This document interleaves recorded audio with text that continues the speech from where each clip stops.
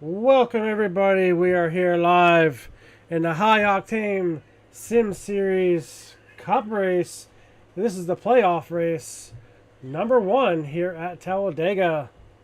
I am joined in the booth who will call all the action, Will Taylor and Kynan. I don't know what your last name is, but take it away, guys.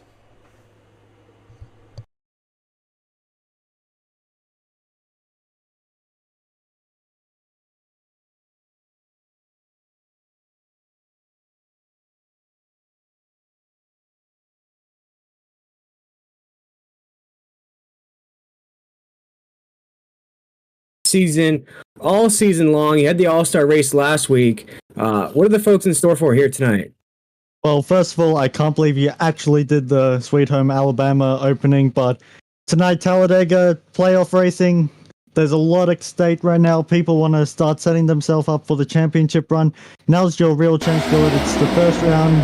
Talladega, anything can really happen. Anyone can really win. Just last year, we saw Bubba Wallace win through a rain-shortened race, so anyone can really win, and if you can just play your cards right, put your card in the right position, start seeing a high line develop. We should be seeing free wide racing constantly, but when you do that, the risk of a big wreck is very, very high, so you got to be always on your toes, so expect close wheel-to-wheel racing, and we hope we won't have a big crash, but anyone who likes big crashes at home is probably thinking the opposite. Exactly. Talladega is always known for the big one towards the end of the race, especially with these cup cars here. And we're watching hot lap speed take place here, folks. Qualifying has already taken place, but now there's a little bit of a chance to get the drivers out on the track to get those tires nice and warm. But Kynan, I believe we have a special treat in store for the viewers here tonight. Oh man, it's maybe Talladega, but getting around the track can sometimes be difficult, especially getting around quickly. There we go. This is a special Maddox hot lap around the track. We're going to ride along with Maddox here as he goes around Talladega. And kind of, you have experience at this track. What do you do here in corner number one? So right now, with this and typically all super speedway tracks, you want to be hugging that inside line, getting as close to the line as much as possible, but then you don't want to clip the apron because then that's going to just shoot you up the track. So just being able to hug it as closely as possible, being able to carry as much momentum, trying to minimize the amount of wheel movement you're putting in, just being as smooth as possible. It's not an easy task to do, especially on some wheels where you can be feeling out every little gear tooth in the wheel, but suddenly you're being really unsteady. So getting around these corners very smoothly can sometimes be a massive challenge. And you see that lap right there, folks. This is a special ride around Talladega. This is the view that these drivers are going to have here tonight around this super speedway.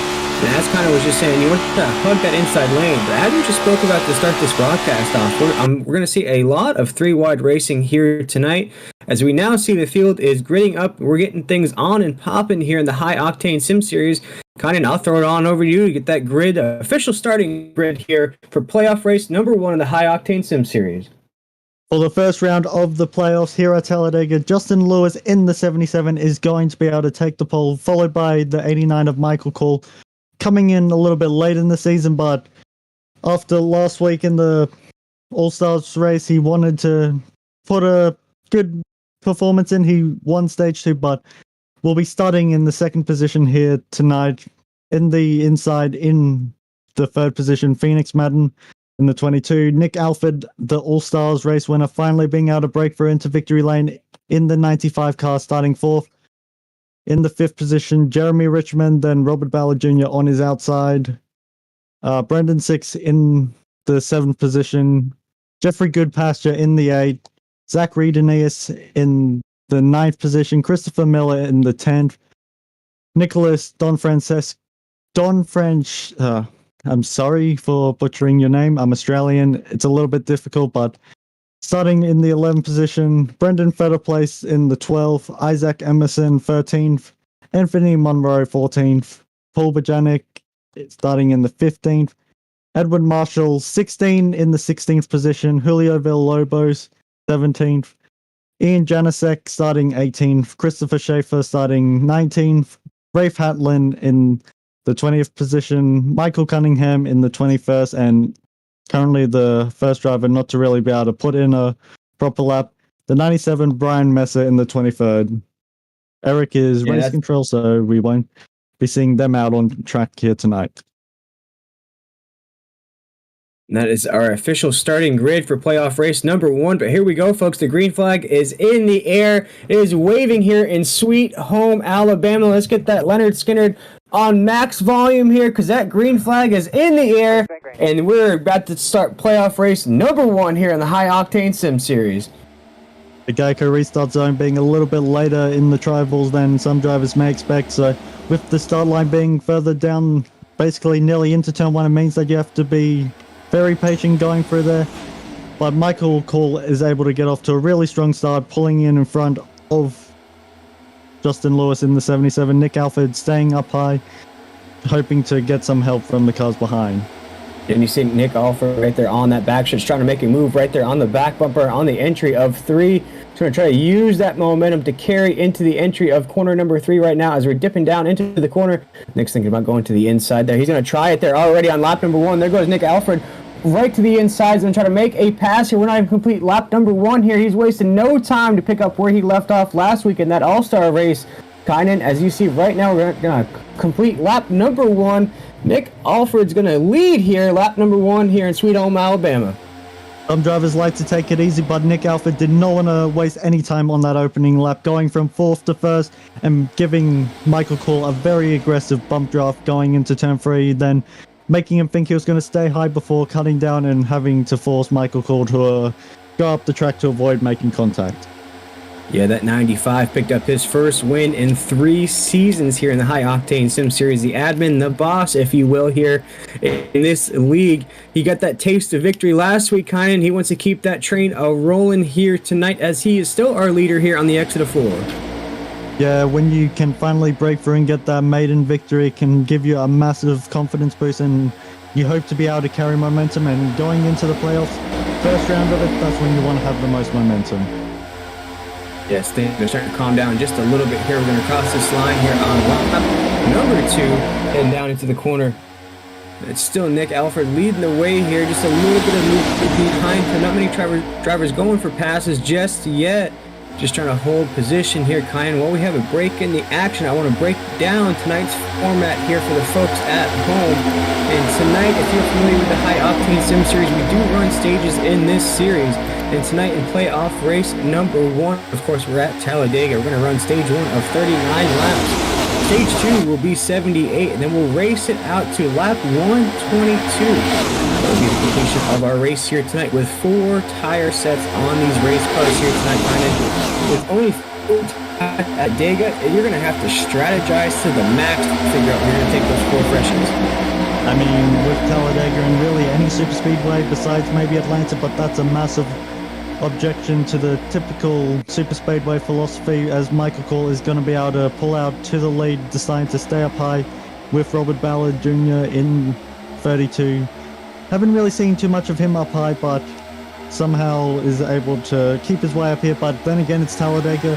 You can expect anyone to be up front. By going back to what you were just saying about tire strategy, luckily with these super speedways, you're not really burning up too much tires. Maybe if you're having to lock it down constantly and just sliding them with a locked up brake, then you're going to be burning them up. But luckily, tires won't be too much of a factor, so maybe drivers are going to forget to untick their tires and fall back through the grid, whilst others are going to remember to untick them and then be able to go forward. But with these next ones, especially as Daytona, we saw them over out of 2, you just get the rear end loose and somewhere you're around, so tire weight can be a factor, but I don't think it'll be too much here tonight at Talladega Super Speedway.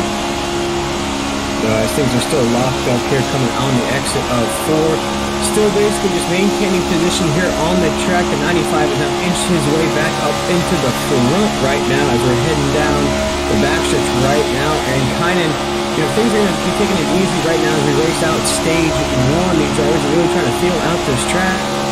My experience here at Talladega, it's a track that you kind of just want to take your time. You don't want to press the issue too much. Of course, you want to keep in that draft. You want to keep up there in that lead pack. But you don't really want to press anything too early.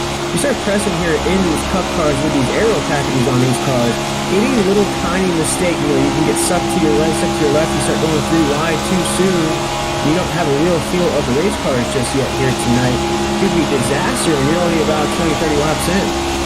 I mean, yeah, you want to go to the front as soon as you possibly can, like Nick Alford did, but you can see him on the inside right now, losing a lot of positions. The highline being very formed up right now, and Justin Lewis and Michael Paul, who started in first and second on this initial race start, are now going to be back in the lead. Good chance for Paul in front of Nick Alford. So even though Nick Alford was able to get to that lead and be able to get to the Covenant inside lane where typically it's safer, but once the high line can get formed up, you don't really have much chance of being able to stand much of a chance against it. Yeah, that 77 is going to take us across that line right now down into the entry of one. It's like that topside lane's really running quick here on the track, running that Dale Jr. line, if you will, about as high as you can go here at Dega without tapping that outside wall. They're almost maintained almost in the middle of the corner right there. That high side lane is just a train of movement. Sport drivers move the outside lane on the exit of 2. We're heading down the backstretch right now. The 77 is leading the way down into corner number 3, but it looks like that inside lane has a little bit of movement. He needs help down there, and there it is. When you think about it there, the 77 is still going to lead the way on the exit of 4.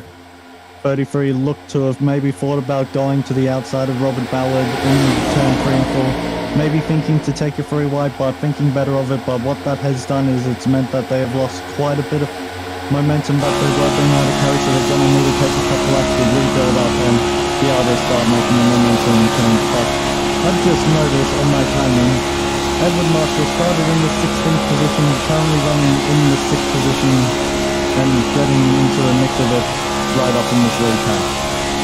Yeah, and you see that 16 is moving up the grid. That was a good observation there, kind of. You see that 16 of EJ Marshall. But for these drivers, we spoke about it off air here. If you're taking a look at that 16, has a big push there from a beautiful Chevy behind him, pushing him into the corner. We spoke about it off air, kind of. Of course, for these top 16 drivers that qualified for the playoffs here tonight, they're racing for the championship. Of course, these next 4 races, they're racing for a lot. They're racing for bragging rights. They're racing for a prize at the end.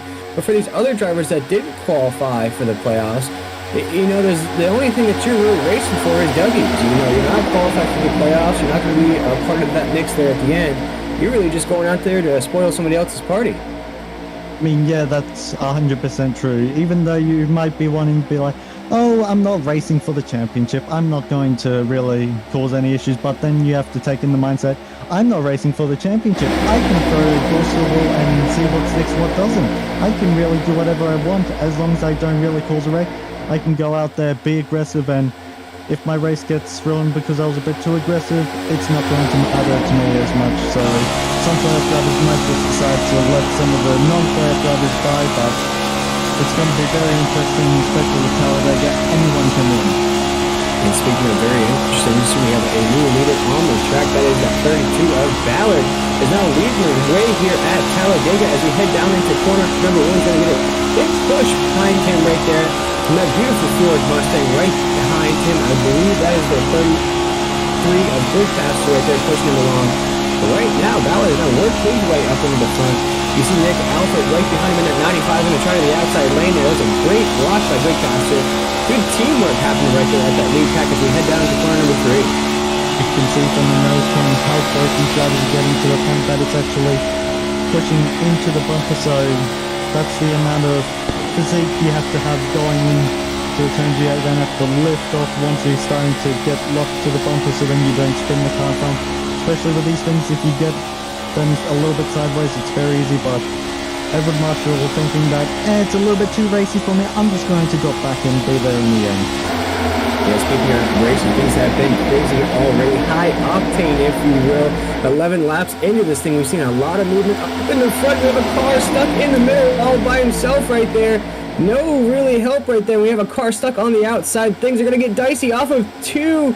Man, kind of with 3 wide down the backstretch for, I believe that's 5th place right there. Pastor was reporting that his engine was running hot from being right up the rear bumper of Ballard, so deciding to pull up into the clean air, but just like some drivers didn't want to give him too much clean air around his car and decide to take it 3 wide, so Goodpaster is going to go from 2nd all the way down to looks to be about 19th, so Sometimes you just need to do it, but at least he's still got an engine to be there towards the end of the race. But if you do get involved in a wreck, you should, if I remember correctly, have one fast repair to use. But with how these drivers are racing each other, we might not even really get a chance to see the fast repair used with how clean they're being able to keep it. But looking quickly into the chat, Vincent Gibbs cheering on the aid of Paul Bajani. Yeah, right now things are getting crazy already. We're on lap number 12 here as we head down into corner number 3. Your leader here on the track is still, that's 32 of Ballard. Oh, Nick Alfred. Oh, we have a wreck! We have a wreck on the corner already here on lap number 12. Big pile up there right on the exit of the corner. A lot of cars involved, including that 16 of EJ Marshall, a few other guys that were there at the tail end of that pack, kind of. Yeah, remember how I had just gone done saying how we probably won't need that fast repair?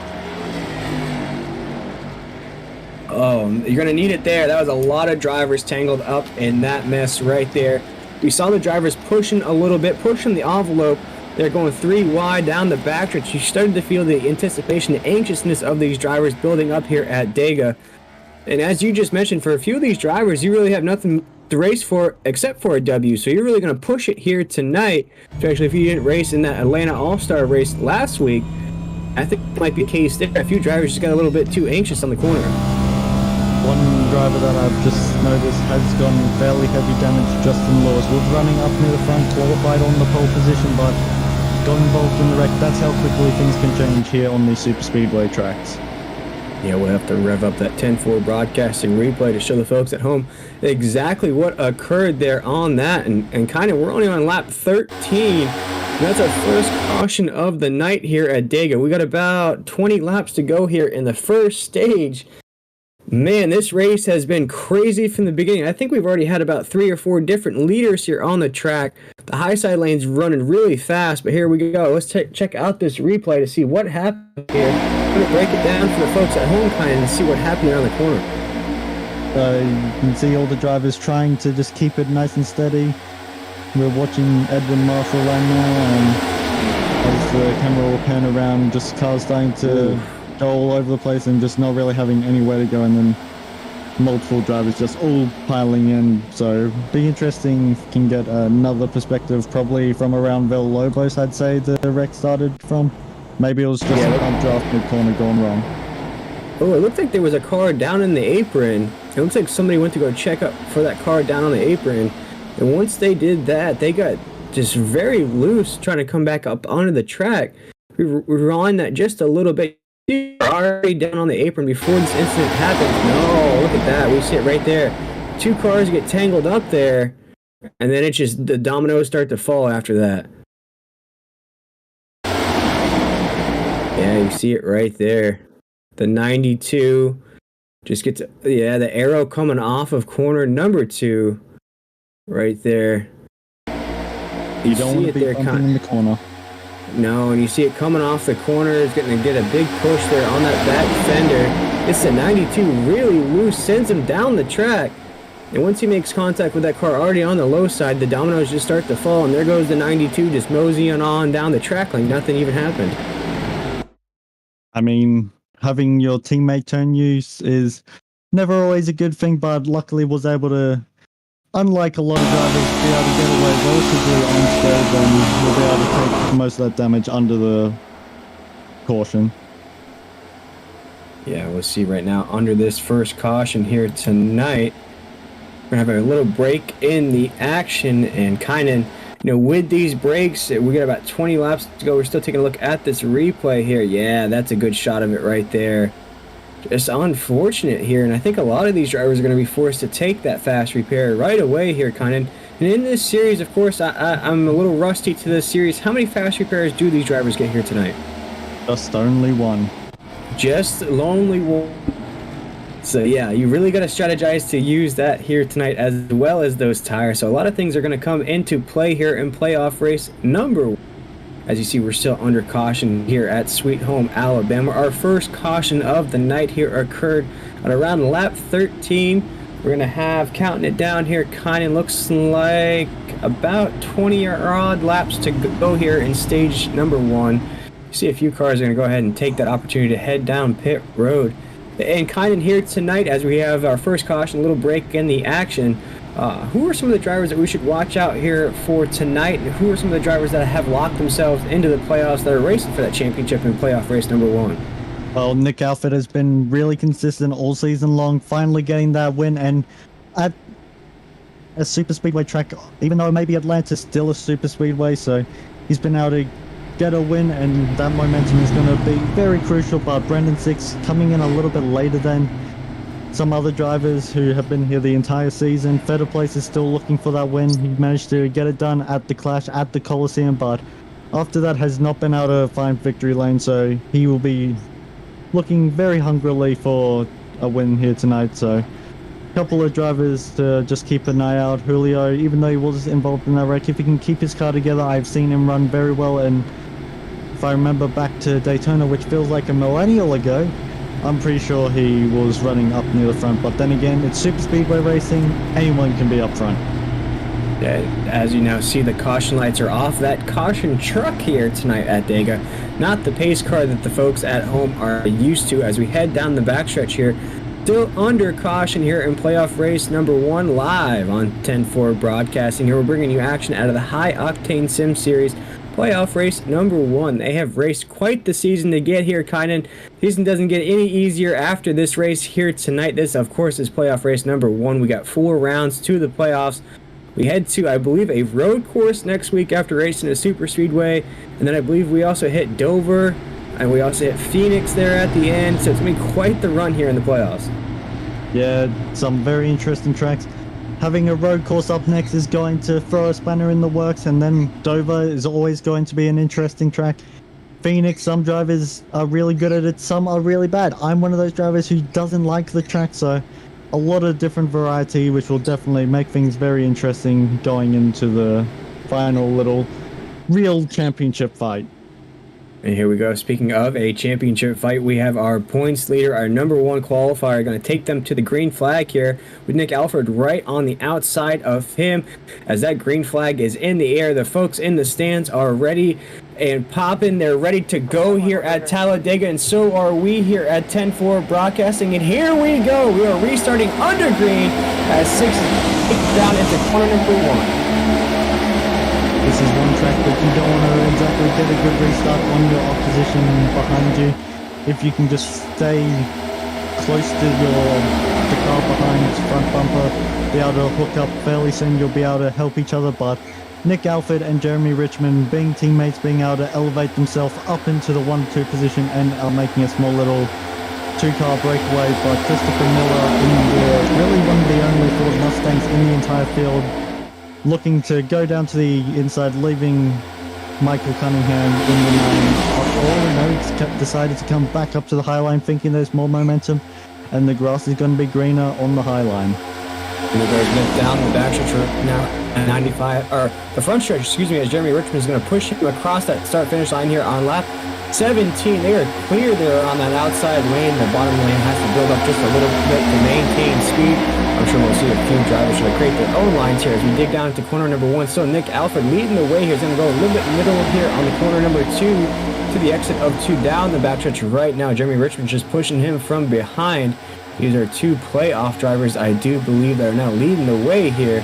As you see now, there is a bit of separation there from that lead pack to the backpack there, kind of. Yeah, I've just gone and looked in Jeremy Richmond's in-car, currently running in the 4th gear. From my experiences with the next-gen car on super speedways, you're able to make a nice little 2-car breakaway in 4th gear, but if you're in a mid-pack, you're going to want to be in 5th gear. But when you're up trying to lead a pack, 4th gear is going to be very, very lovely. Even though it's going to overheat the engine and going to burn a lot of fuel, you're able to just use that extra bit of boost in the horsepower to just be able to keep it all locked together. But Nick Alford has to also be trailing the brake ever so slightly just to keep his rear bumper locked to the front bumper of Jeremy Richmond. Yeah, as we're taking on board right here with Goodpaster. Goodpaster is down, I believe, in the 14th or 15th position down there. There's about a 2-second gap between him and the next position. So kind of there's already a huge separation. And Goodpaster was running up there inside of the top 3, top 5. before we saw that unfortunate event where he had to coast back a little bit, actually make contact there with the outside wall in that maneuver to avoid that pack coming behind him. And now they're just having difficult time trying to catch that front pack up there. Yeah, once you start to just take it easy and then you end up losing the drop, it's very, very difficult to regain the drop, especially when there's a big separation like we see here now. There's really two real packs that form, especially this part of the race. You'll see the big lead pack, that's the part where you want to be, but you want to, if you're not up front, you want to kind of be a bit more to the end of it, so then if a wreck happens, you can kind of get on the brakes nice and early. But then I also like being in that little back pack right there. You've got a lot of space to be able to check up if a wreck does happen, but you're also still in contention for if a bit of a long run happens and then you don't go a lap down. Yeah, with about 20 laps to go here in stage number 1, we're still seeing a battle up there in the front. A few of these drivers are trying to build their own lines. A few cars are getting shuffled out of the mix right there. Kynan, we have a 3 wide. You're going to cross that line right there. Yep, going to keep it 3 wide down into corner number 1. They're going to still ride that corner going 3 wide. A lot of these drivers, we see a driver there stuck on the outside there, all by himself with that squeeze of 3 wide. Now we're back to 2 wide. They're heading down the backstretch. And Kynan, I wanted to ask you here, as we're about to see a pass full speed right now, we have a battle between the inside and outside lanes right now, taking this down into the entry of 3. Nick Alfred there on the outside. Looks like he's got some speed down there with Miller in the 12, trying to go around him now. As we enter 4 right now to that front stretch, Miller's trying in that 12. These are all playoff race cars up there, except for that car behind the 12 right there. Is going to be a good teammate to push that 12 along, but it looks like Nick Alfred's still going to clear here. He's going to cross the start-finish line here on lap 21 here at Dega. And as we come into corner number 1, I wanted to ask you, of course we're racing for the championship here and you want to get the W. Of course that's the most important thing. But how important are these stage victories here as we're creeping up on the end of stage number 1? What the stage victories can do, I know some series don't do stage points, but some do. I am not 100% certain if the High Octane Sim series does, but what a stage caution can really do is just give you a bit of extra track position, be able to try out different types of strategy and really find who you can work with and who you can really hook up to then take you towards the end of the race. This is the part where you want to be exploring things, trying out what can work, what doesn't, who am I going to be friends with, and really start thinking about the end of the race. Yes, we still have a very long way to go. We're only on lap 22 of 122, so we do have a lot of racing left to go here at Talladega Superspeedway, but every lap you can do and start to get some sort of knowledge is going to benefit you in the long run. Yeah, you're always, the one thing I've learned about iRacing, racing in the simulator, or just racing in general, is they're always taking mental notes. Whether you're able to have your team take notes for you as you're racing along. Wait, we're having we're having a little bit of glitch in the system there as a few drivers got shuffled out of the line there on the backstretch and having to file back in. This is really going to break up that lead back. We do have a caution on the track.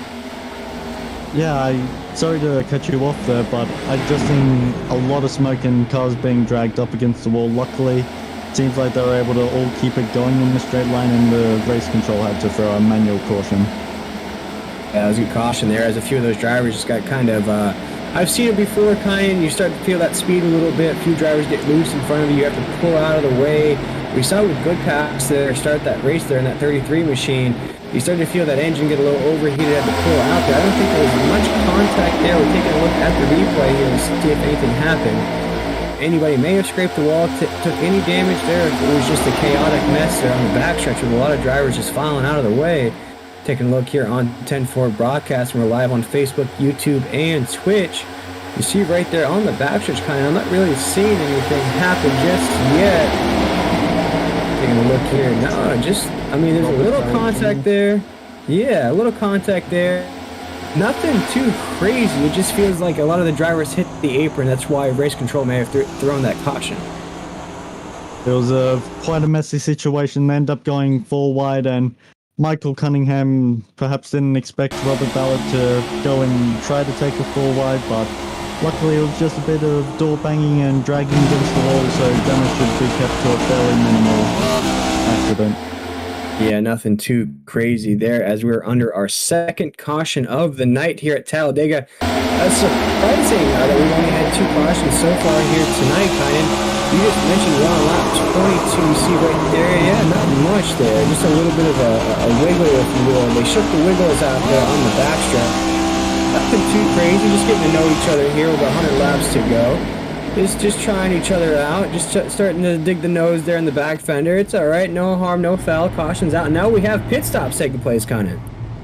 Well, with this coming out now, you're going to want to split the stage in 2. Basically, you're going to be able to then get enough fuel, and you should be able to make it towards the end of the stage. So this should be able to help out a lot of drivers, and we might see drivers now starting to just dial it back a little bit, lower the amount of aggression, and then with that, some drivers are going to be able to then take advantage of some drivers taking it easy, go to the front, but you're going to also see the risk of some sort of incident going on, whether it's a driver getting a little bit loose from a bump draft gone wrong, car being spun. Something is going to always happen, and you've always got to be aware for when it does eventually happen.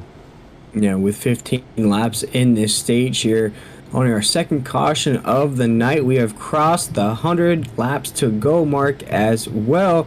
We're going to take just a quick break. We're going to hear from our sponsors, and we'll be right back here to give you live action out of the High Octane Sim Series.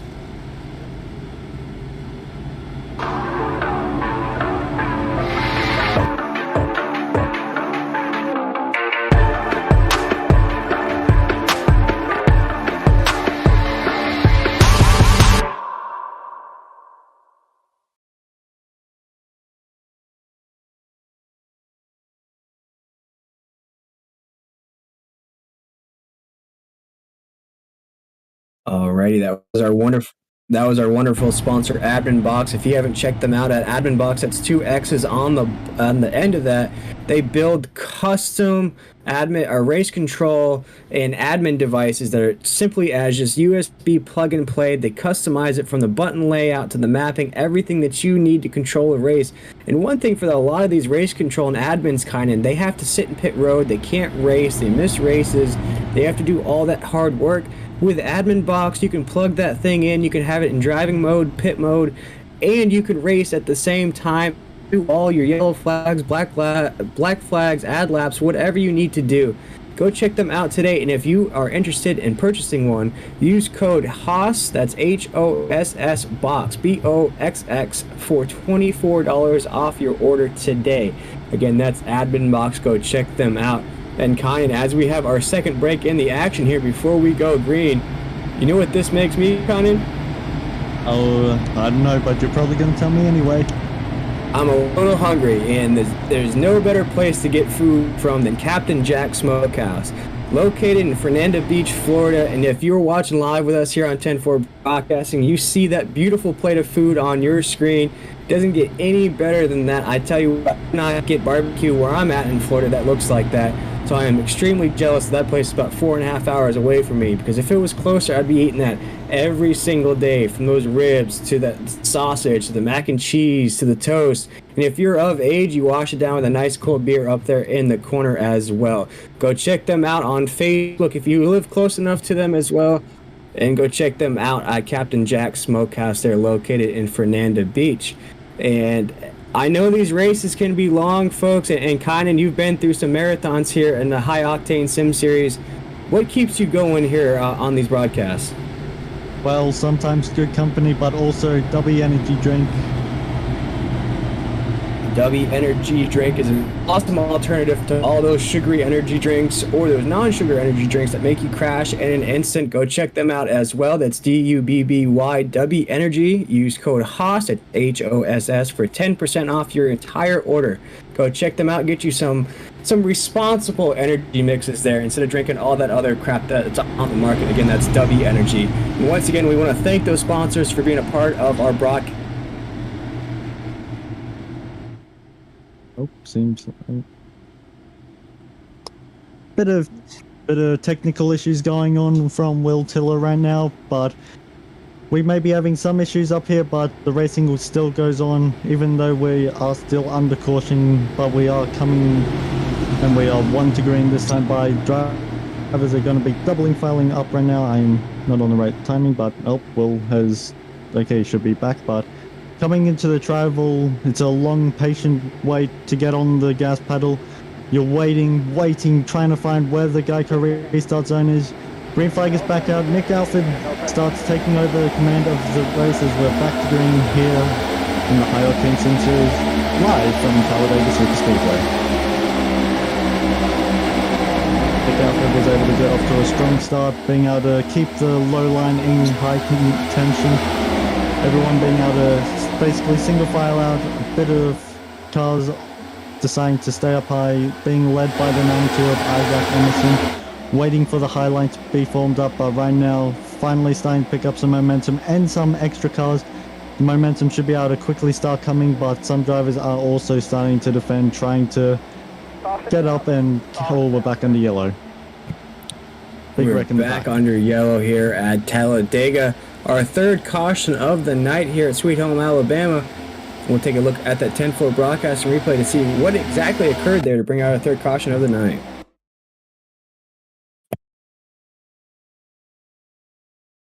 Looks like 4 drivers involved.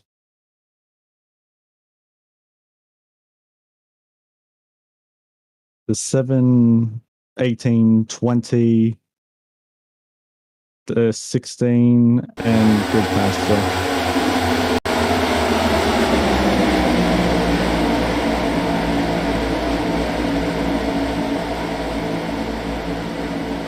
Will Taylor seems to be having more issues, but just real unfortunate. Edward Martha not really having anywhere to go. Not sure who that was who managed to just barely be able to sneak by, but real unfortunate. Just looked like the 18 had maybe come down a slight bit on the 20, and when you're racing so close, you can see him now just drifting down, and in that situation, things happen so quickly, and when you finally got back into the rhythm, it's like, we're back under caution. So real unfortunate, but long race ahead of us. Some drivers are going to be able to get the damage repaired, but who has used up their fast repair from the big wreck earlier? I believe that would have been EJ Marshall there in that 16. We saw him tangled up. One of our first cautions of the night there in that 16, and that's unfortunate for that 16 trying to come in with some momentum here tonight. Not qualified for that playoff chase, but definitely trying to spoil somebody else's party here tonight. As we're taking a look at this replay once again, it looks like it happened on the entry of 3, right on the first lap of that restart. Yeah, man, the 27. Oh, man, that was close, kind of. Yeah, when you get that close, you might want to think about changing your pants and coming into pit lane to go. So it's never really fun to be in that situation. That's when you pop a hole in your cooling system, you let that water kind of wash it out a little bit there inside that race car. Yeah, it's not fun, but just a quick update on who our playoff drivers are for this season of the High Octane Sim Series.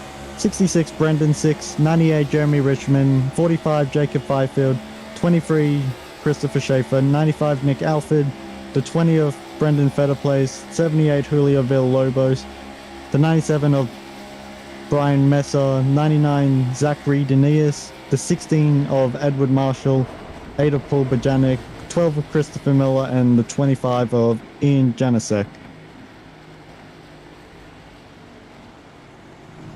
You see those drivers racing up there. We see the majority of those drivers racing in that lead pack here tonight, kind of. I don't think any of those drivers have really had a tough race here tonight. I don't see a lot of those drivers outside of the top 10.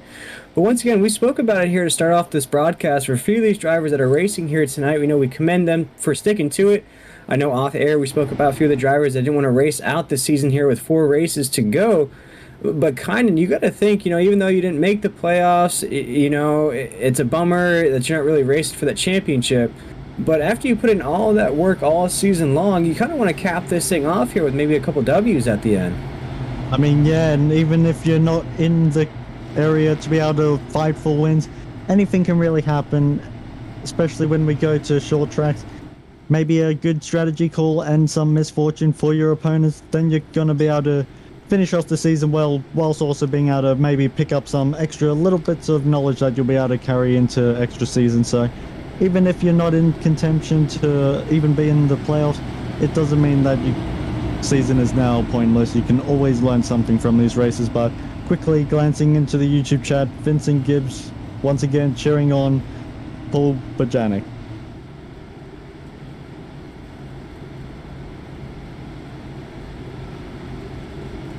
Seems like we'll maybe having a bit more technical issues. Technical issues are never always a fun thing. We experience this in the real life racing world, and unfortunately being completely digital here on iRacing, besides the hardware of the steering wheel and whatever chairs people use, it's real unfortunate, but sometimes you just need to live with it. But lights are out on the Boss iRacing pace truck, so we will be going green this time by Nick Alford is going to be taking the low line, Jeremy Richmond on the high line. So these two drivers who have really been really inseparable, have really been inseparable this entire race. Going to be different, but race control has extended the caution by 1 lap just to help Anthony Monroe get a lap back. So good to see it. Just unfortunate that we're going to have to wait another lap before we go back to green flag racing here in the High Octane Sim Series. Yeah, as we're counting down here, we're going to have one more lap under caution here, kind of. And with we're going to have about 10 laps to go here in stage number 1. And we've seen a little bit of a fluctuation there up at the top. If a few different people have led the race here tonight. For you though, what's the surprise so far here in this race? Whether it's a good or a bad surprise, what are some of the surprises you're seeing there on that grid? Well, Nick Alford having the teamwork with the 98, they're going to be a formidable force if they can keep their cars together towards the end of the race. But both are going to be racing for the win.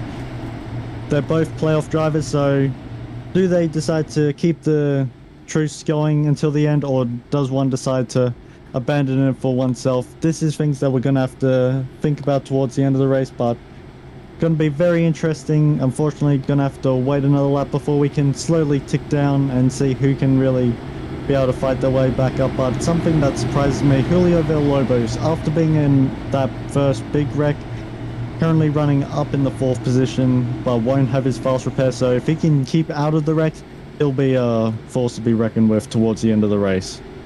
Yeah, this is really where you want to be, though, in that lead pack to avoid any of that craziness right in the middle. That's really where it occurs here at Talladega. Although, a few of the races I've seen here, whether it's the Cup Series, Xfinity Series, in real life, we've seen incidents there at the lead pack between the leaders, 2nd place car, 3rd place car. So any really thing can happen here at Dega. It's a really crazy course here. The corners are so wide, so embanked that you can go 3 wide, carry that all the way out of the corner onto the backstretch. Sometimes you file back into 2 wide there on that bottleneck backstretch, but I have to agree with you, though, that 95 and Nick Alford, as I spoke about when we started this broadcast, won his first race in 3 seasons here in his own league. So, how they like to talk about, admins have a little bit of an upper hand, but he won his first race in 3 seasons. So that's a lot of races for him to actually taste victory. And now that he's tasted victory, you see that 95, he's really pushing the envelope here. He's trying to not only get his first victory, but also win his championship in his own league. You have to remember that last week it wasn't actually a proper points playing race, so he may be able to get it done on a special race, but he needs to get it done on a points playing race. That's where you really are going to be able to benefit in the championship. So still good to get it done on the big special fancy races, but you got to get it done when it matters. Yeah, especially it definitely matters here in playoff race number 1 here in the High Octane Sim Series, as it looks like those caution lights are off of that pace truck as we enter corner number 3 right here. Just cruising around the corner here under our 3rd caution of the night here on lap number 30. About 9 laps to go here in stage number 1. And I'm kind of surprised that we've run through this many laps here. We've only been on air, I'd say, about for a little over an hour, I'd say, here. It's kind of surprising. I thought we'd see more cautions, a little bit more of a delay of race here, but we're about to complete stage number 1 here in just a few laps. Yeah, when we go back to green, it'll be ticking over to lap 31, so... But we do have 122 laps left to complete in this race. That's not even counting in any green-white checkers that we may get when things start to really heat up, but right now you need to just get to the end of the stage caution and be able to then think about where can you put yourself, where's your friend spot. Entering the Geico restart zone, Nick Alford getting off to a strong restart. Jeremy Richmond is going to maybe think about starting it below behind Nick Alford, and is going to be able to get back formed up together and be able to make a 2-car breakaway. You see that 95 there is going to lead that inside lane there around the corner. He's going to take Jeremy Richmond with him as they tend to separate. Heading down that backstretch here, he's going to still lead the way. And those other lines going to have to catch up as fast as they can. It looks like that outside lane there is working their way up there on the entry of 3. That 95 is still going to lead that inside lane down into corner number 3. Coming around 4 right now there, kind of still Jeremy Richmond and Nick Alford leading the way coming to the front stretch. Right now they're deciding to run line of stern, not wanting to really think about passing each other, saying it's best just to ride each other out and just be able to be there in the end. But you'll also be able to test how they can really run with each other, see when and which gear you want to be running in. But Jeremy Richmond going up to the high line might be trying to block and maybe trying to carry some momentum. Jeremy Richmond getting a big shove and being able to carry momentum, gets up to the rear bumper of Nick Alford, giving him a nice little push going down back straight away. Yeah, and you saw some sketchiness happening there on the exit to a few cars. Oh, big checkup happening on the backstretch right now.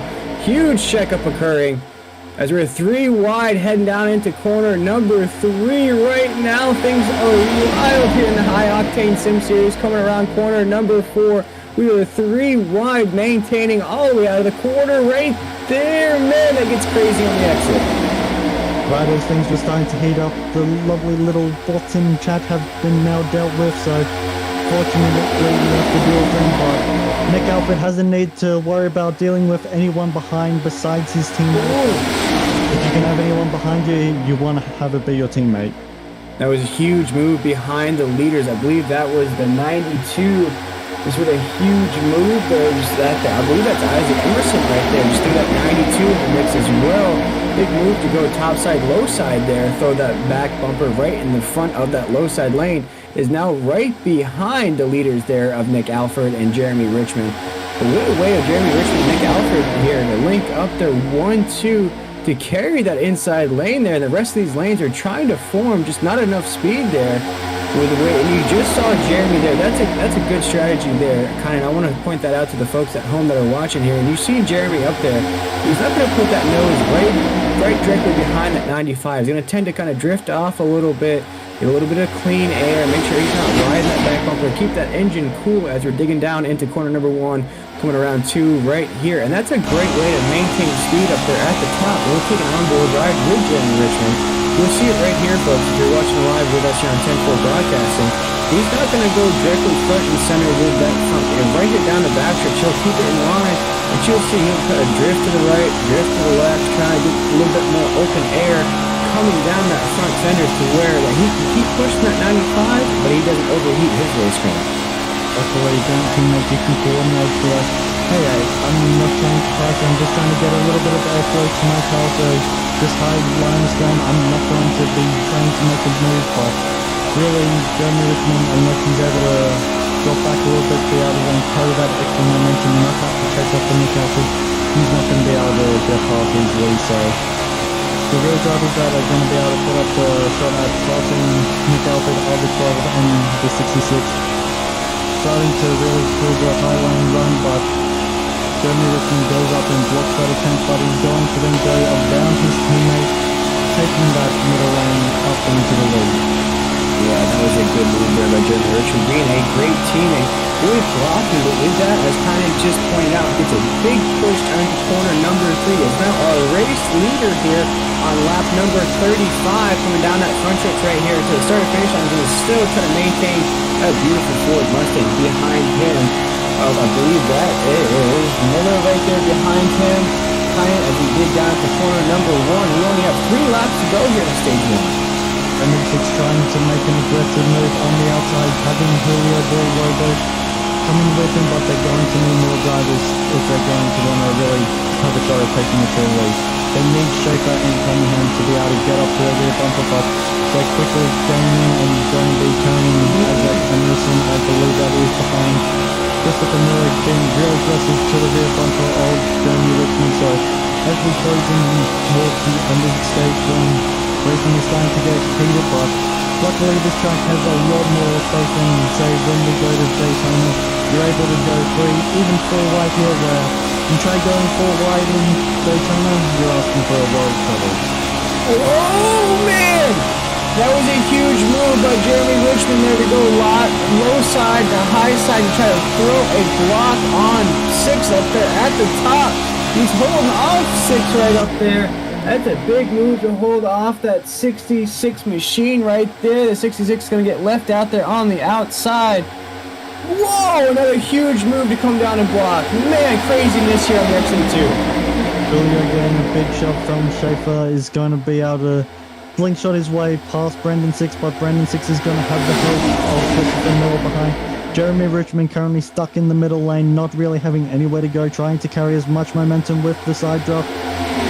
Keeping alongside Shafer and Christopher Miller, Julio being able to lead the race after being involved in that big initial wreck, but where does Jeremy Richmond go now? Watch out, boys. This is getting crazy right here. We're going to get that 98 squeezed here on the corner. Watch out. We're 4 wide on the corner. Oh, no, there's contact. There's contact on 1. Oh, man, the 78 gets the worst of it. Makes contact. I believe that was good passer up there as well. Wow, you cannot maintain 4 wide through the corner. It's possible, but you need to be giving each other space, but with the cars moving around, space quickly runs out, and real unfortunate for Julio, managed to fight his way up towards the front of the grid, but unfortunately you can see him struggling to get it going as we tune up the 10-4 broadcasting replay. So even the bots enjoyed that crash right there, because I believe they have re-entered the chat here at 10-4 broadcasting. Oh, there's we get this replay revved up for you folks at home.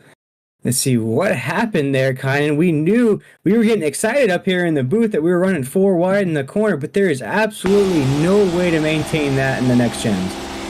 With how much the drivers were moving around and how much space they were really giving each other, we're feeling an onboard or little drone camera on the 78. You can see it going 4 wide now. 82, oh yeah, there's a lot of movement going around and just space quickly running out. Man, that was close. We'll have to take another look at that. That was so close there, kind of. The 98 was just stuck right there. You know, it's really, the 98 was right there. You can't really say it was his fault. He was just in the worst position, and you can't really file out of position there, kind of. You have to ride that position out of the corner. But you're 4 wide. There's really nothing you can do there. And one thing to take into note, iRacing spotter does not say 4 wide. So you may be thinking they call out 3 wide. Okay, I'm only 3 wide, so I'll drift up the track a little bit, and suddenly it was like, oh, there's a car there. And then you go have a look at the replay, so it's like, oh, we're actually 4 wide. So thanks, spotter, but this is a time where you kind of want to have a live spotter. That's when they can you're 4 wide, over the line, do not have it moving around, but you can see right now 98 trying to then take it. Julio tried getting space and 98 just picked it up. Good passenger on the outside, having nowhere to go, and unfortunately is going to get into it with the 78. And you saw that 98 tried to slow up there on the corner, and with that, just lost the momentum that he was carrying through. Man, that was close.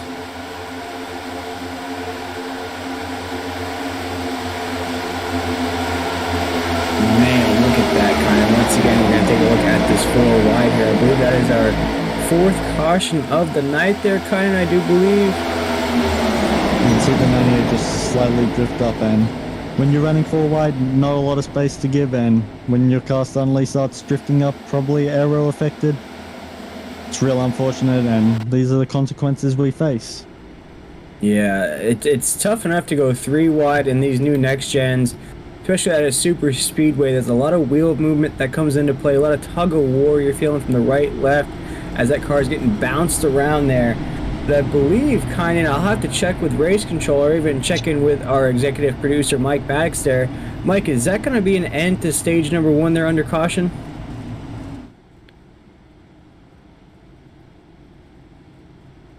Just to see who won that. If so, that. Don't know 100% at the moment. That will be the stage caution. Just checking here, folks, to see if that is indeed the stage is over there, Kynan. I believe, checking out that grid, I believe 6 there in that 66, who came in as our number 1 qualifier there in the point standings, is going to take away the stage number 1 win there. I'll also just quickly take a quick look, seeing when the caution came out, because once the caution comes out, timing is then frozen, so you want to not be involved, but you're also trying to go for the stage win and points. But when you try to be aggressive, your car gets totaled and suddenly you don't have a fast repair, so it's all good to be going aggressive now, going full wide, but how badly is that going to affect these drivers towards the end of the race? And with that stage victory here, we're still under caution. We'll see if we can't get stage number 1 winner here on the radio. And Brandon, you are joined now with Kynan Jones and Will Tiller up here in the 10-4 broadcast booth. You got a copy? Yeah, how's it going, guys? Man, going pretty good. Not as good as you, though. You made a strong run there at the end of stage number 1. Came away with the stage victory. Take us through your point of view of tonight's race here and how you were able to put that 66 into the stage 1 victory there and how you can carry that through. Yeah, I mean, the plan tonight is just to keep the car clean. And honestly, it's a long race, so it's just bide your time, and then when it's time to go for those points, be aggressive and use all your tools to your abilities. There we go, speaking with Brandon 6 here. I love that Mambasita paint job you have on that 66 machine here tonight, Brandon. With that stage victory, though, before we go green, is there anybody you want to shout out here before we get you back there to the green flag? Yeah, just got to thank the sponsor, Mambasita, and then the team keeping it real. Right on, Brandon. I'm sure we'll speak to you soon, man, and good luck the rest of the way. Yep, thanks. That was Brandon 6 there, the winner of stage number 1. Put that Toyota into stage 1 victory land there, kind of. Now we have a run for stage number 2. Now, Brandon really wasn't in the mix at all. Their first half of stage 1 did a great job of running up there for the end of the stage. Just held off Nick Alford there and Jeremy Richmond, and then just was a surprise win for stage number 1, in my opinion. From my timing, it actually looks like Shafer may have gone there, but either way, Brendan 6 being able to jump him in the pit stops, maybe something going on with Shafer, so being able to have the pole position going into stage 2, it's going to be very helpful, but if he gets off to a strong start, he's going to be able to let Nick Alford pull in behind him, and then he's hooked up with Jeremy Richmond. That's something he's not going to want to do, so maybe just dial it back a little bit so then he doesn't allow Jeremy Richmond and Nick Alford to link up. Yeah, it was quite confusing who was leading the way there to the start-finish line there when that caution flag flew. But we'll see now. Brandon 6 is going to lead them across that start-finish line here. Our number 1 qualifier into these playoffs with 2 wins on the season is going to take them down into corner number 1.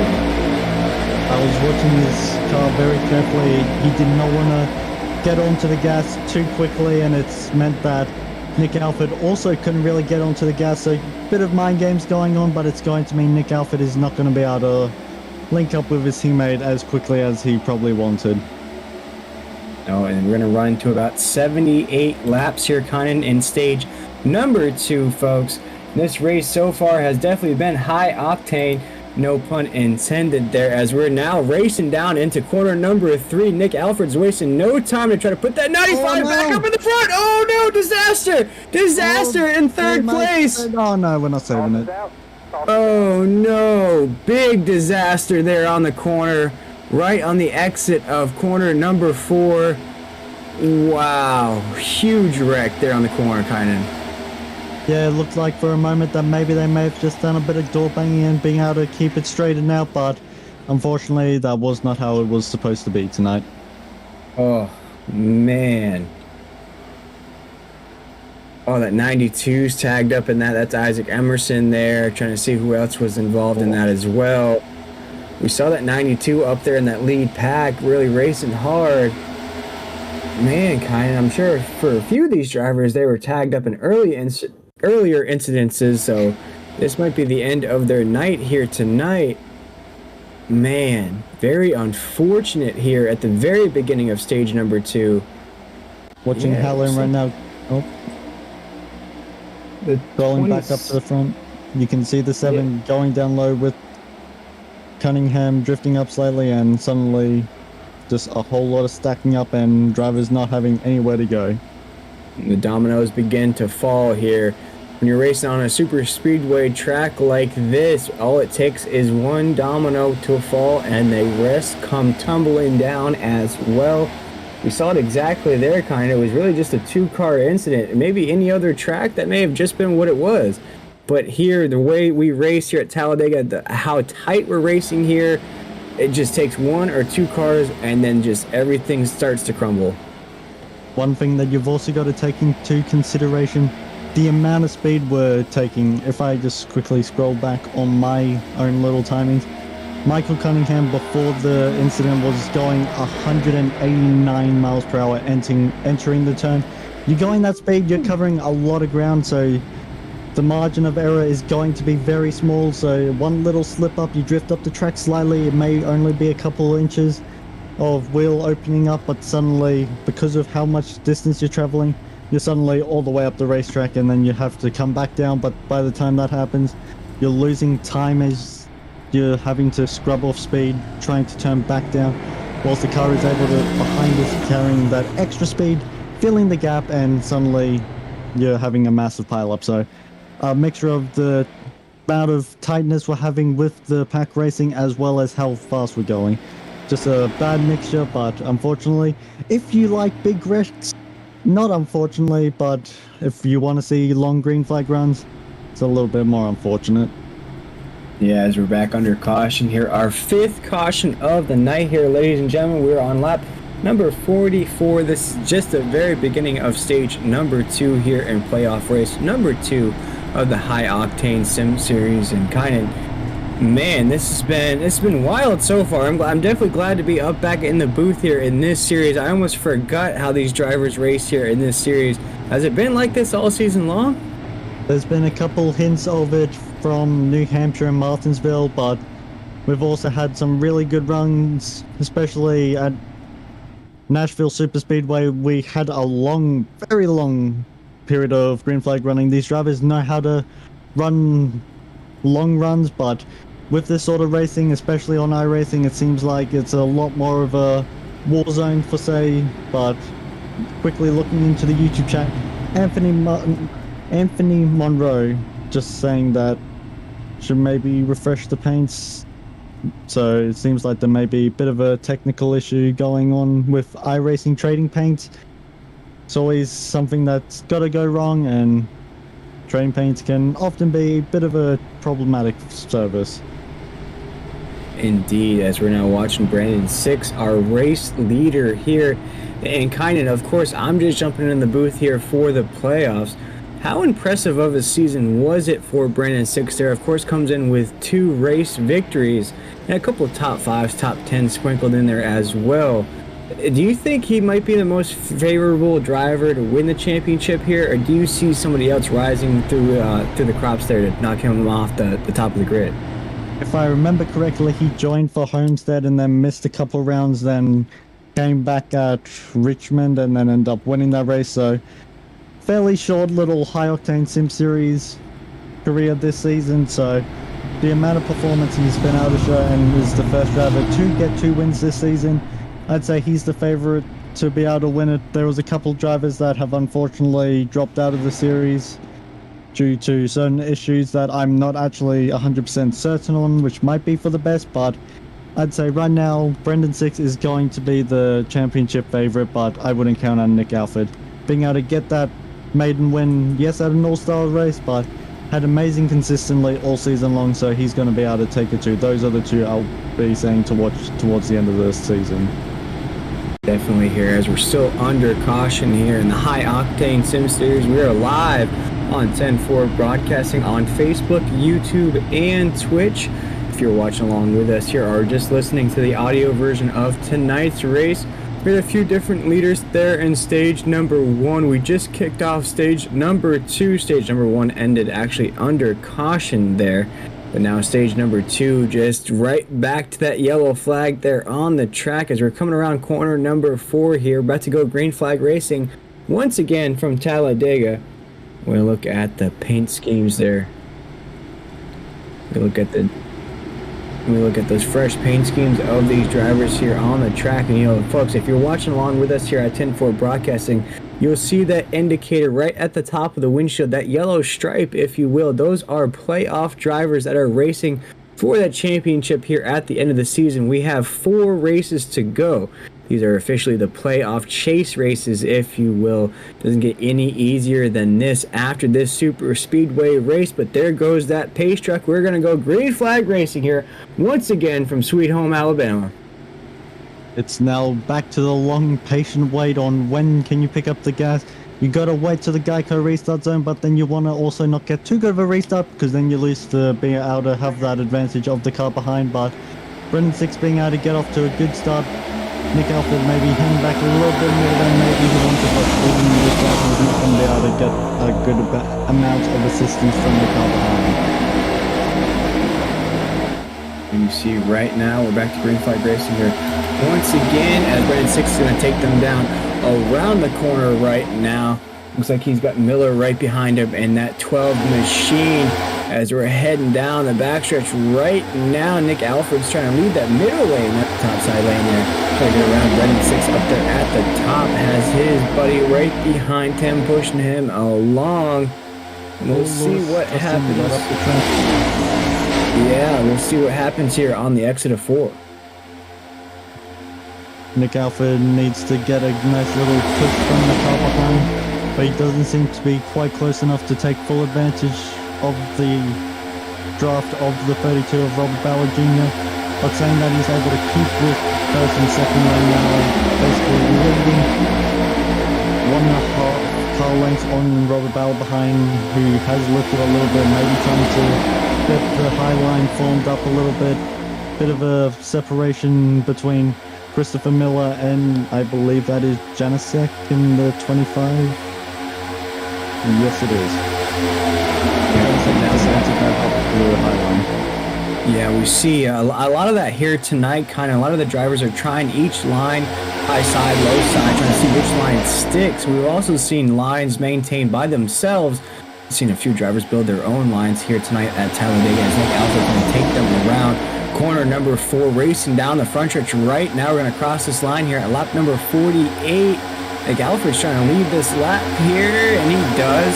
But I have a little bit of discomfort there. He has a big push there right behind him from, I believe that is Miller up there. It is not. It's Ballard up there racing in there, kind of, as we come around corner number 2. One thing to take into consideration with these next-gen cars, the rear bumpers are rounded, so you have to be a lot more precise with what you can be able to hook up and bump drafts on. Someone going really up close, beautiful. I'm not exactly sure who that is, but they're able to keep it all going in a straight line. Janicek going up for a racetrack all of a sudden, but compared to the old Gen 6 cars, which had a perfectly flat rear bumper, you're able to get right up and be able to continuously push really no matter where you were on it.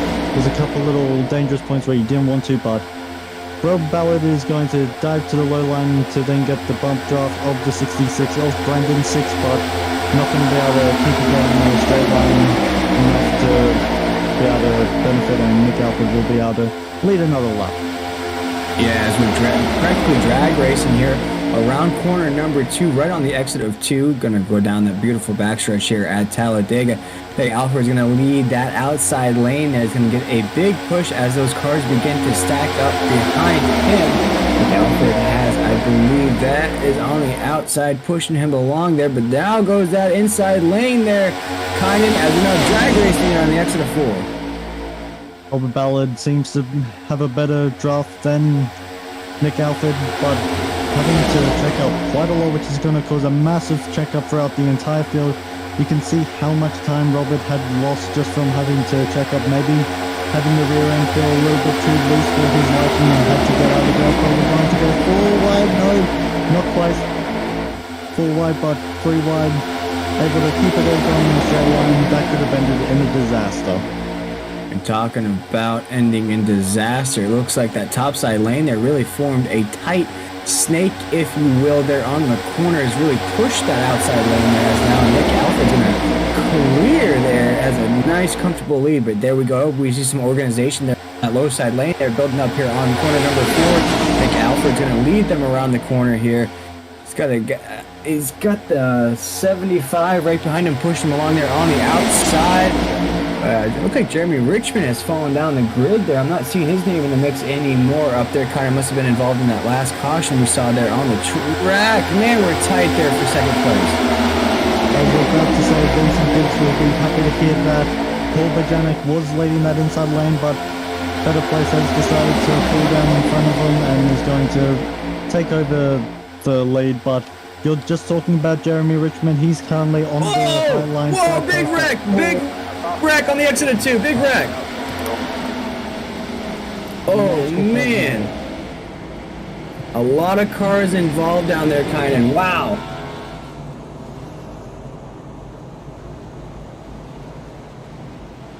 Although saying that, it definitely could have been worse. Yeah, a huge wreck there on the exit of 2. Of course, we'll get that 10-4 broadcasting replay revved up for you folks at home to see exactly what occurred there. To bring out, I believe, our 6th caution of the night there, kind of. Man, I believe that was the... We're seeing the same cars getting tagged up here tonight. It looked like E.J. Marshall there at first glance. It looked like Isaac Emerson as well was tagged up in that 97 machine. We'll have to take a look again to see what exactly happened there. Let's see. On board right now with Brendan 6 and that 66. That 32 right there. That's Ballard makes contact with Brendan 6 there. Yeah, that was quite messy. It just looked like maybe Robert had gone a little bit tight behind someone and it's just drifted up into the 56. See right there, the 6. Yeah, kind of. We see him right there. Oh, what? Huh. Yeah, it looks a little bit, if we can reverse that just a little bit to see, it looks like the 66 was maintaining right there in that danger zone lane, I like to say. Trying to maintain, we're coming off of 2. Actually, no, I mean, it looks like the 32 may have drifted up just a little bit there on the exit of the corner. The 66 was trying to maintain, had a huge run come on the exit, and you see the 32 just drift right into him there. Just seems like the 32's car has been a bit unstable, and when you have a car that's loose but also tight, it's not a very pleasant feeling, and it can just unfortunately lead to what we have just witnessed, especially when you're racing this closely together. You're essentially just letting the car is racing you. You're not racing the car at that point, kind of, when it's loose and tight at the same time. There's really nothing you can do. You can't maintain speed. You're fighting it around the corners. We saw it right there with that 32. He started to feel that 66 come up behind him. And at that point, he just tried to make a racing move and just got the wiggles and unfortunately made contact there. Looking into the in-car camera, you can see that his car is moving around a lot more than you would definitely want. You can see him start lifting up and then that curve starts to grab and then car down low, car up high, and unfortunately you just have nowhere to go in that situation. No, absolutely nowhere to go there. You are in no man's land in that position right there, kind of.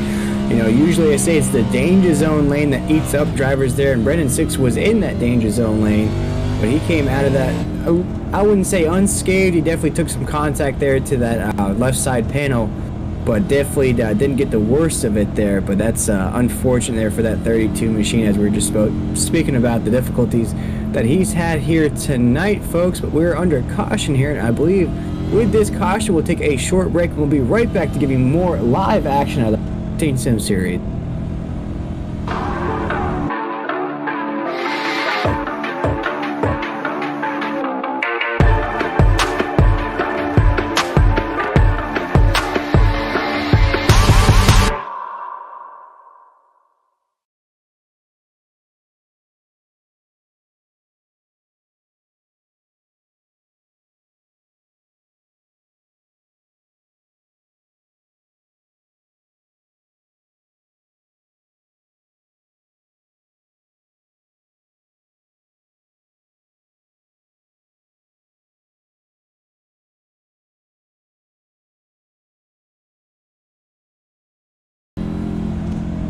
All right, ladies and gentlemen, we are back here live from Dega, Sweet Home, Alabama. I like to call it here with live action out of the High Octane Sim Series. And as mentioned here throughout this broadcast, this is the playoffs here in season number 3. But folks, it is not too late. It is just the right time to get registered for season number 4 here in the High Octane Sim Series, a series that is near and dear to my heart. This series hits all the best tracks there in these next-gen cars. We go to road courses, we go to super speedways, we go to short tracks. We even hit Bristol Dirt last season here in these race cars. So if you want a fun mix of driving, you want a fun mix of competition, a fun mix of skill here in these Cup cars, we invite you to go hit up Brian Messier there to get recruiting information. Go check out the High Octane Sim Series on Facebook as well as Discord. Nick Alford is the admin here in this league. If you want to join, if you just want the next couple races, if you want to get registered for next season, those are the folks you want to go holler at to see if you can get registered here. And Kyan, I know you are new to the booth here at the High Octane Sim Series, but what's been your take so far of this league? Well, I have a bit of a sore spot for the High Octane Sim Series. It was the first race that I was really a part of 10-4, back with the money race back in June, I want to say. It's been quite a while now, but it's been a pleasure being able to watch. Yeah, there's been those hard races like New Hampshire, Martinsville, but then there's also been the very good races of Nashville Super Speedway and even the Daytona race earlier this year. It's really with any league, you're going to have dirty races where you just want to not race, but then you're going to also have the good races, and there is some very, very good races this season, so you want to just get signed up. It's a lot of fun, and you'll be able to be seen on the broadcast, and that's always a nice thing. Yeah, exactly. A nice thing here. We invite you to go check them out on Facebook. That's the High Octane Sim Series, as well as on Discord. Nick Alford is the guy you want to speak to. That's the admin, or Brian Messier. As we're about to go green flag racing here once again, as we were under caution there for the 6th time, the green flag is waving in the air as things are about to get on and popping here once again here in playoff race number 1 of the High Octane Sim Series. As Nick Alford is on the outside, Bajanic is on the inside there as the green flag is waving here at Talladega. Vincent Gibbs, I hope you're still around, because your driver is currently in the lead and is going to be able to help extend out the lead. Better place needs to get hooked up to the rear end of Bajanic to be able to give him a nice little push. Bajanic might be pulling away a little bit too much, and Nick Alford is going to be able to probably be able to just steam train around, but unless Bajanic can be able to get a bit more help, but it does not seem like they'll be able to. Nick Alford having the help of Ian Janicek and the 98 of Jeremy Richmond, being able to just push Nick Alford clear, but not quite enough to be able to dive down below or in front of V8. And Bajanic's going to lead them around the corner right now to that backstretch here. Nick Alford's on the outside. You see right now things are getting a little bit more dicey there on the backstretch here on lap number 55. We're going to have a stage break, I believe, at lap 70. Race it to 78 there, Connor. It's going to be our stage number 2 break as we're heading down to the corner right now, and it's Bajanic leading the way. Lap 78 is still a very long way away. We're only on lap 56, but starting to have a couple new drivers up near the front. Bajanic, better place, but we still have the returning Nick Alford being able to rocket ship his way up into the lead. Ian Janicek is going to be able to get clear, but now they want to try and get Jeremy Richmond, but I don't think they'll be able to get Richmond by as well. If Janicek wants to pull down, now's the time to do it. Time's quickly running out, but with the outside, you're going to be able to carry more momentum. Just seems like Bajanic may have run a little bit loose on the low line. It's meant that cost a little bit of a run. Jeremy Richmond nearly cleared to dive down low. He's looking not for next space. And you see that 98's now back in the mix, kind of faded there before that caution. Now you see that 98's back up there, trying to link back up with that 95 of Nick Alford up there in the front. He's just got to get around Janik up there at the front, and if he can get around them and link back up with that 95, we've seen how strong that combination there is as we head down the backstretch. Robert Ballard, after being in multiple wrecks, is currently running in the 4th position, last high in that high line, but quickly the gap to pull down low is now closed with Butterflies getting the 8 a massive push going into turn 3, but pulling out when needed to did not upset the 8's rear end too much, so trying to push the 8 back up there, but with how the pace of Nick Alford has been throughout this entire season, it's going to take a lot to dethrone Nick Alford from first place here tonight. We're taking a few looks at these cars here on the track. So coming around corner number 1, that's a huge check up there on the inside lane. A few of these drivers are going to have to bob and weave, juke moves if you will, hit that right trigger, left trigger, try to juke move your way out of that huge check up there we saw there coming off of 2. Now there's a huge snake line building up there on the outside lane as we dig down to corner number 3. All drivers have been able to survive that. Maybe a little bit of damage to a couple with some checking up and some not, but we were able to keep it all going in a straight line and keeping it under green, and that's the main thing. Laps quickly being ticked away as we're coming to lap 59. Yeah, taking a look there at lap 59 here, folks. We're just about 1 lap away from hitting that halfway mark there as things got a little dicey there on the entry of 1. Still a big speed line there on the outside, led by Nick Alford there in that 95 machine as we head down the backstretch right there. Now my question to you, Ryan, as we head down that backstretch heading into the entry of 1, if you're Jeremy Richmond, are you going to hold in that position there in 3rd? Are you going to try everything you can to get around Janik to link up with that 95 once again? Right now I'd be wanting to work with Janisek, who is currently separating the 95 and the 98 from getting together, but they're most likely in a Discord call together, and they're going to be trying to figure out, okay, do we want to try and make a move down low, trying to just bait Janisek? But right now, the Janik is going to ruin any chances of being able to carry enough momentum to get up the inside of Jeremy Richmond and now up the inside of Janisek. Are they going to be able to carry enough momentum to then get alongside Nick Alford? But with that, it's going to compromise Nick Alford's and Jeremy Richmond's plan to maybe link up. But still a long way in the race. We might want to just work with Janisek, just seeing if these can work well together for the end of the race. Oh, tight squeeze there on the corner. We almost went 3 wide right on the middle of the corner there, kind of. Nick Alford just got huge, just got pushed. Oh, we have a caution. We have a caution there on the tail end. Tail end on the exit of 4. No caution on the track just yet. I think we're going to stay green here. And Brendan 6. I'm not sure what happened with that 66 machine. Could have been from the damage earlier ensued, but we're not seeing the same race out of him as we saw just a little while ago.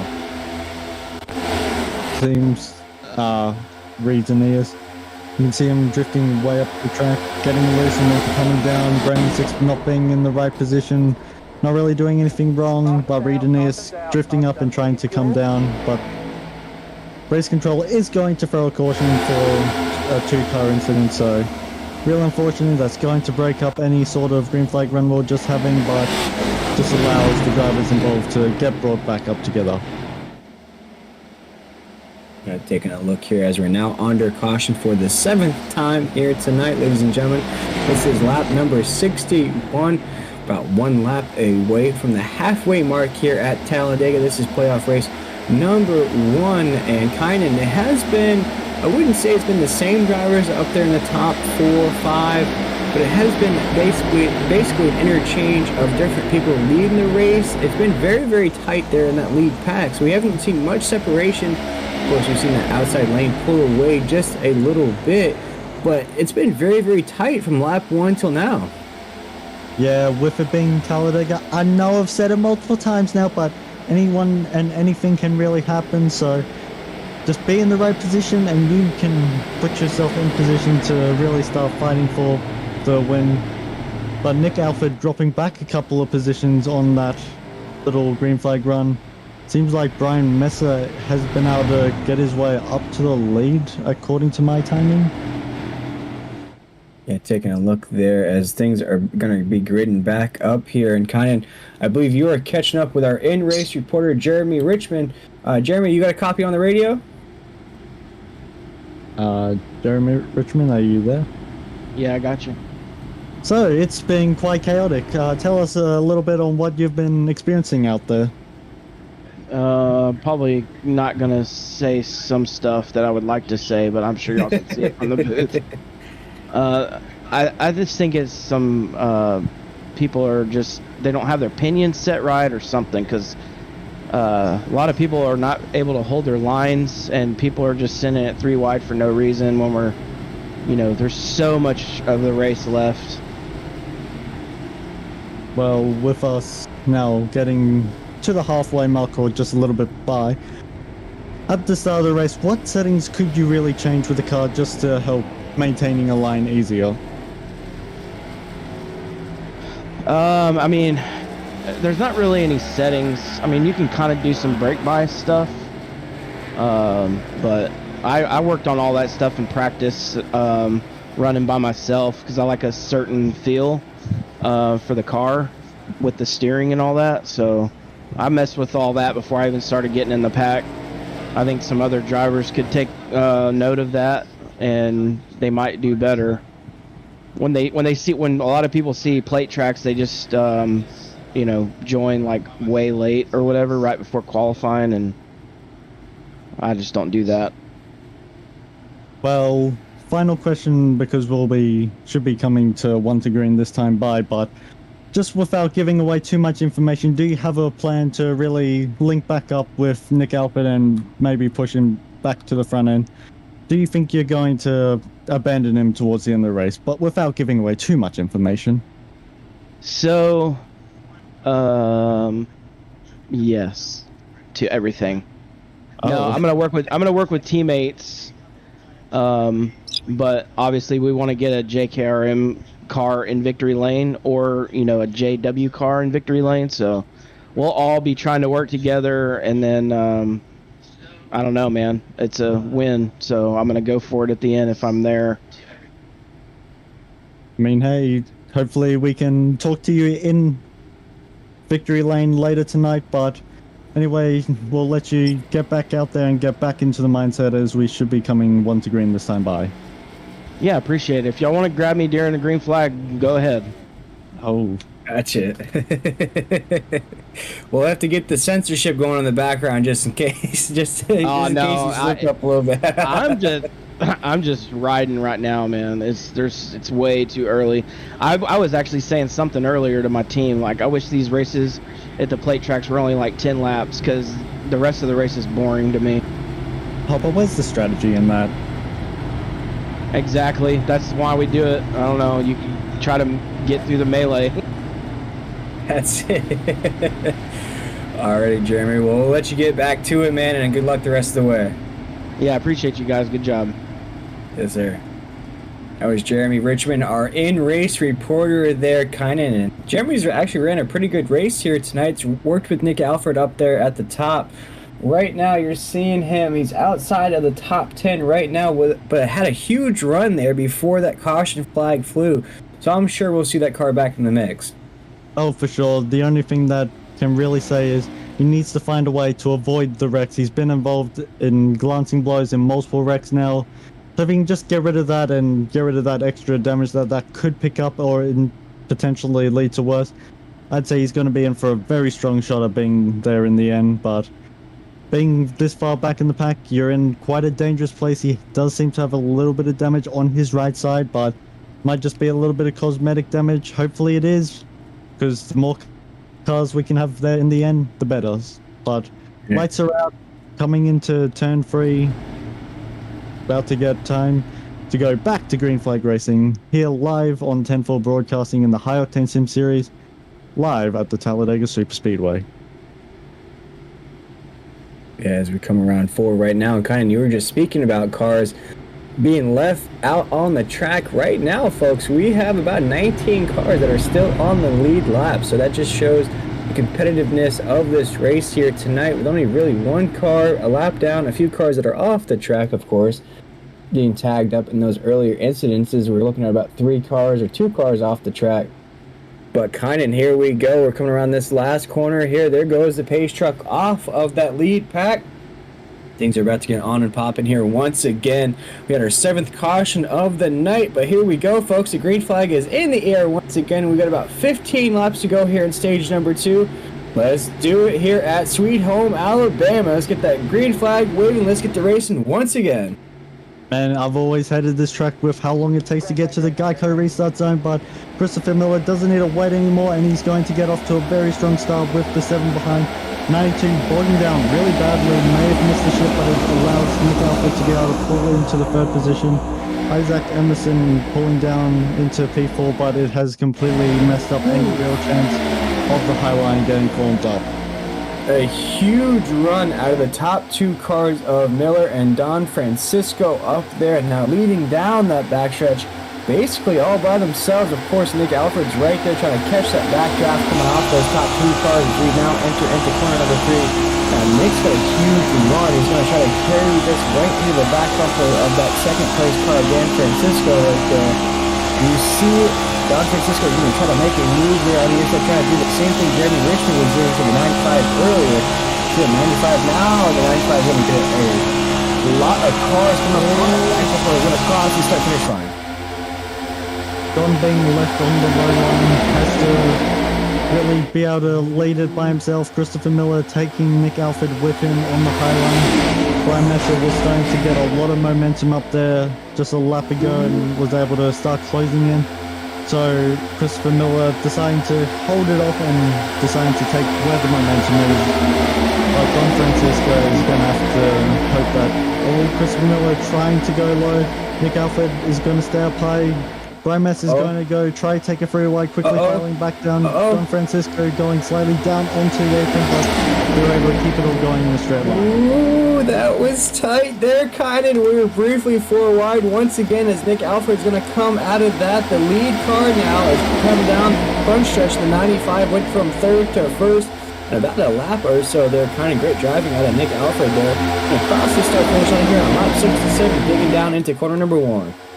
Brian Messer giving Nick Alford a very healthy little push going into turn 1, having to lay off just a little bit, just to make sure that Nick Alford can keep the rear end a nice, very steady pace, but just a little bit further back in the 3rd position, also in the high line, Robert Ballard Jr. Once again, very impressive drive from him today, being able to stay up near the front, even though he's been involved in a couple of incidents tonight.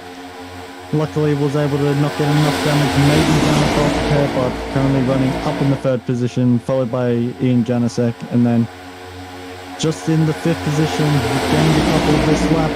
Jeremy Richmond, we spoke to him just before, during that stage caution, or not quite stage caution, but caution break. So, does have plenty of put in place, but still plenty of racing left to go. Yeah, plenty of racing left to go indeed here, Kynan. We have about, looking at that, we have about 10 laps to go here in stage number 2. Has basically been a new mix of names in the mix, except for Nick Alford, who's now still a race leader as we're digging down into corner number 3. And here we go, folks. There goes that 98 of Jeremy Richmond, now coming into focus. Jeremy is now up into the 5th position, just outside of the top 10 when we spoke to him not too long ago. There, our in-race reporter there in that 98 machine. Now you're going to try to file in on that topside lane to try to carry that speed around. But Nick Alford still out in the lead here, Kynan. I mean, just basically picking up where he left off last week at Atlanta.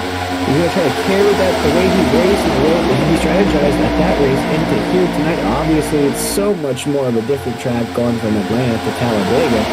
But really, I think the principles of using the draft, the passing, those type of things, you can really carry over. Oh, man. Oh, my goodness. Things got hectic on the exit of 2.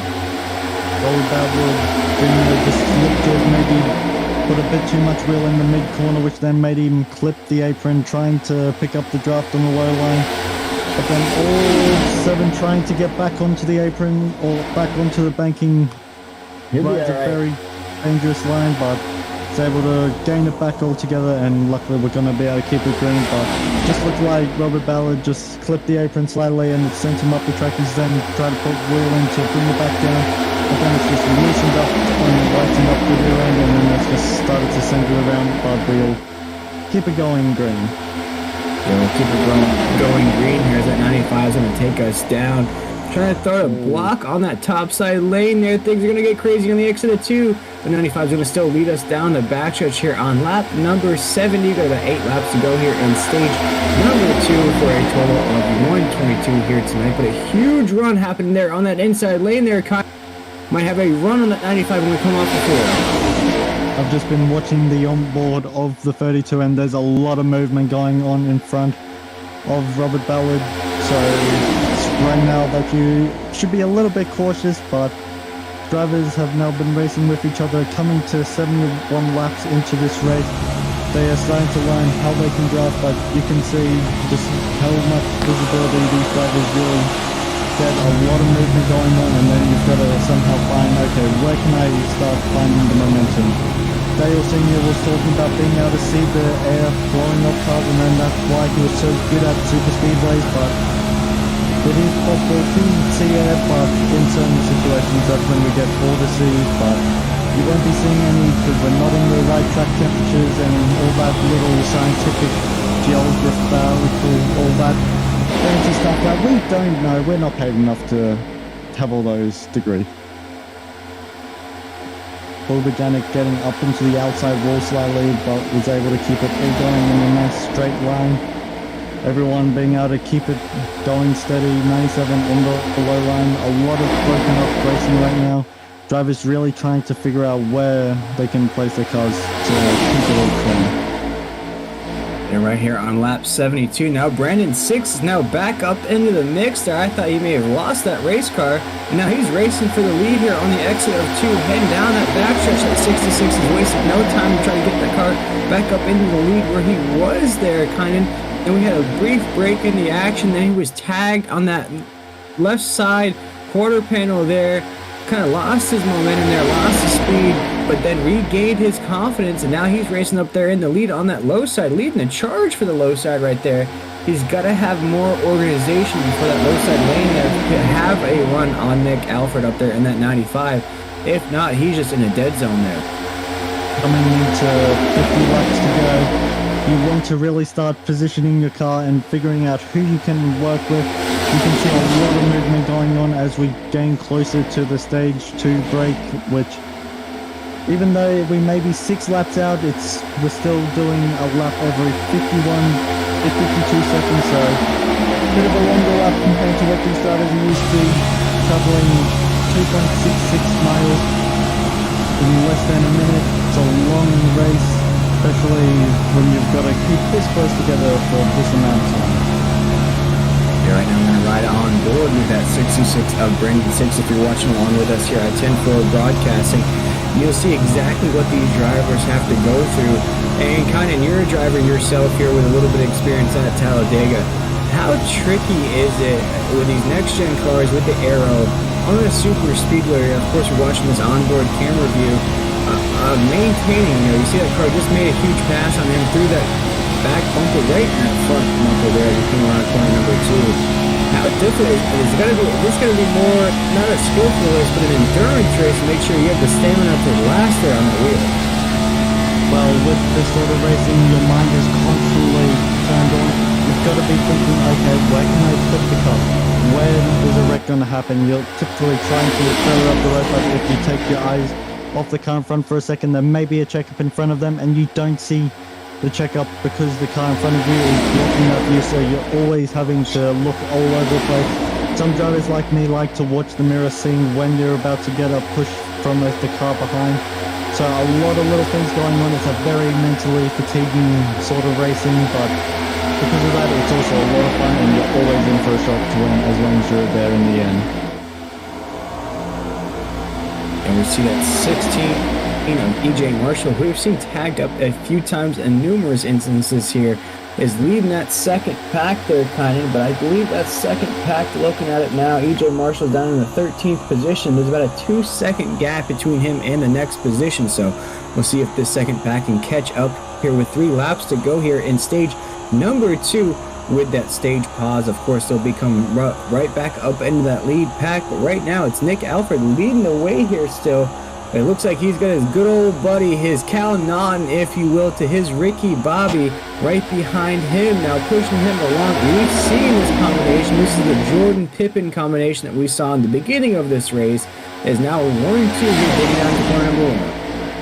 And I should have watched Talladega Nights before going into this race tonight.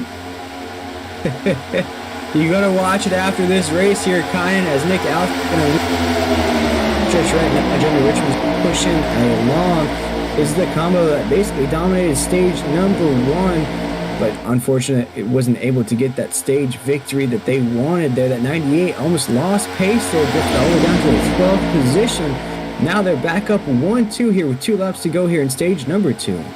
The lane has been closed, so if you run out of fuel now, you're a bit left out on your own and you have to figure it out yourself. But right now the drivers seem to be able to keep it going, but when they start closing in to the white flag for stage 2, then you really got to start thinking, how badly do I want the stage points, or do I want to be there in the end? We saw a big wreck happen towards the end of stage 1, so some drivers are going to be wary about that, but Jeremy Richmond got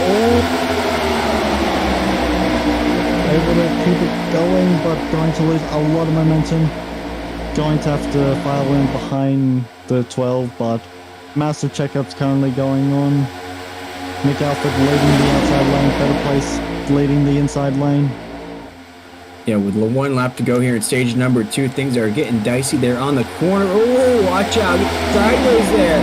As Nick Alfred's going to lead him down. Front stretch right here. Oh, no. Able to maintain. Oh, no, we have contact there on the front stretch. As we have a caution on the track, I believe that will be our stage break, and Nick Alfred picks up the stage number 2 victory. I thought there was going to be a lot of sad moments for the 99, and I don't quite remember who else, but luckily they were able to keep it up high. 25 of Ian Janicek and the 99 of Reed Denius were able to keep it up high and keep it out of harm's way. We can't catch up. We'll see if we can't catch up with our stage number 2 winner there, Nick Alfred. See if we can't get him on the radio. And hey, Nick, this is Will and Kyan up here in the 10-4 broadcast booth. You got a copy? Yeah, I got you guys. Man, you got the stage 2 victory there. I can almost tell in your response there. It's been an endurance race, if you will. You've got that 95 up there inside that lead pack. I don't think I've seen you drift out of the top 5 all night long here tonight. Take us through your point of view of tonight's race so far, and I think put that 95 in victory lane here tonight. Yeah, so it's so much been working as a team.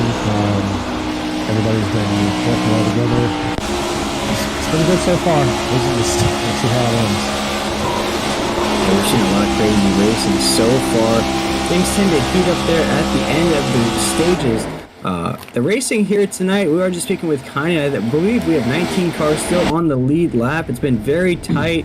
We spoke to Jeremy Richmond just a little while ago. Maybe too tight for his liking. We've gone 3 wide, 4 wide on some of the corners.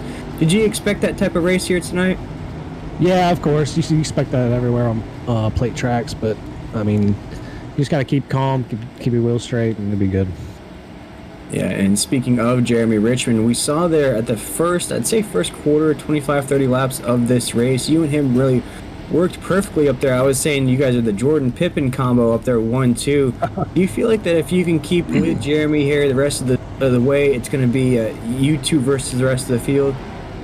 Yeah, I think so. I think once we get all of our team guys lined up, it's pretty hard to beat. We all work well in a line, so we're calling out the runs and who's stalling and all that stuff. So we coordinate lane changes, all that. Yeah, man, and before we let you go here, what do you think is going to be the key to victory, putting a 95, getting your second win of your career here in the High Octane Sim Series? You're the boss here in the High Octane Sim Series. What do you think it's going to take to put that 95 to go back-to-back here? Yeah, just keeping together as a team, keeping the car clean, just being patient, going where the runs are. Ready, Nick, and with that Stage 2 victory, we love to give you drivers the opportunity to shout out anybody that you have watching here tonight and any sponsors you'd love to mention as well. Yeah, give a shout out to Captain Jack Smokehouse down at Fernandina Beach. They've been with us for a long, long time, so shout out to them for all the help. W Energy, use code Haas at checkout and get 10% off your order, as well with adminbox.com. Use code Haas TAC Box. You can get I think it's like $24 off your order. So, yeah. Pretty awesome right there, but not as awesome as this season has been here in Season 3. But Nick, we spoke about just a little while ago about how folks can register for Season 4 and how they would go about that. Yeah, so for Season 4, we're going to implement a iRating cap. So we're going to have, or we already have, so if you would like to go ahead and get in on Season 4 before we even start recruiting for it, go to the Facebook page and click sign up, and it takes you straight to the application. Submit it. You'll hear back from us within about 24 hours. There we go, and we're speaking with Nick Alfred here, the admin of the High Octane Sim Series, the boss, if you will, here in this league. And Nick, I'm sure we'll see that 95 here up at the lead pack here. Foregoing any commentator's curse we may have just put on you there. Knock someone. Congratulations. Well, congratulations there on that Stage 2 victory, man. We'll let you get back to your teammates and strategize the rest of the way. And good luck, and man, we'll see if we can get that second win in a row. Yes, sir. All right, man, that was Nick Alfred, the admin, the boss here in the High Octane Sim Series. And kind of, in my opinion, I'm not biased because he's the boss here in this league, but I have to say that 95 has probably been the most strong car here on the track. The way he's able to maintain inside the top 5, we haven't seen him in really any trouble. We've seen him working with different people here. He loves to work with Jeremy Richmond. We've seen that. But just the way he's able to maintain up there in the lead. Oh yeah, for sure. Nick Alfred has really been one of the drivers to beat tonight. Whilst at Richmond, he was there or thereabouts, but never really had much pace to really compete for Brendan Six. But Brendan Six is going to be starting behind Nick Alfred, so be interesting to see how well those two can work together. But with that, who do you really think will win tonight? I know it's a bit late, but who's your favorite? I can't go with the 95 because I just spoke about how good he has been on this track here tonight. I think, I like Brendan Six there in that 66 as we're coming around corner number 3 here, about to go green. But I have to say, my surprise pick here tonight, is Jeremy Richmond there. The way he's able to, the 98 machine, he drifted back to 12th. He's up back in the middle there. He's back up to 2nd. He's working with Nick Alfred. And you'll see here at the end of the race, if he's in the mix, if he makes a move on that 95 or whoever's up there, if he wants to put that 98 in victory lane here tonight, and you've heard him here tonight, he's not feeling the race the way everybody's been driving, but I'm sure if he puts that thing in victory lane, he'll feel a lot better. Very interesting choice, but I'm going to go with our current leader of the 12 in the Ford Mustang. I may be a little bit biased because I like Fords a lot, but I'm going to be going with Christopher Miller to take it into victory lane for the first time this season. We'll get those ponies running because here we go, folks. We're about to go green flag racing. Once again, this will be the conclusion of playoff race number 1. We are done with stage racing here.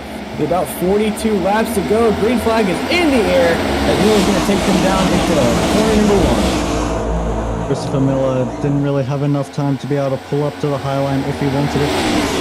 But if he did, then Brendan Six and Nick Alfred probably would have just dove it down low. But Six and Alfred are going to be able to carry a lot of momentum on the high line. Jeremy Richmond being able to join up with them and is going to move up into the 3rd position.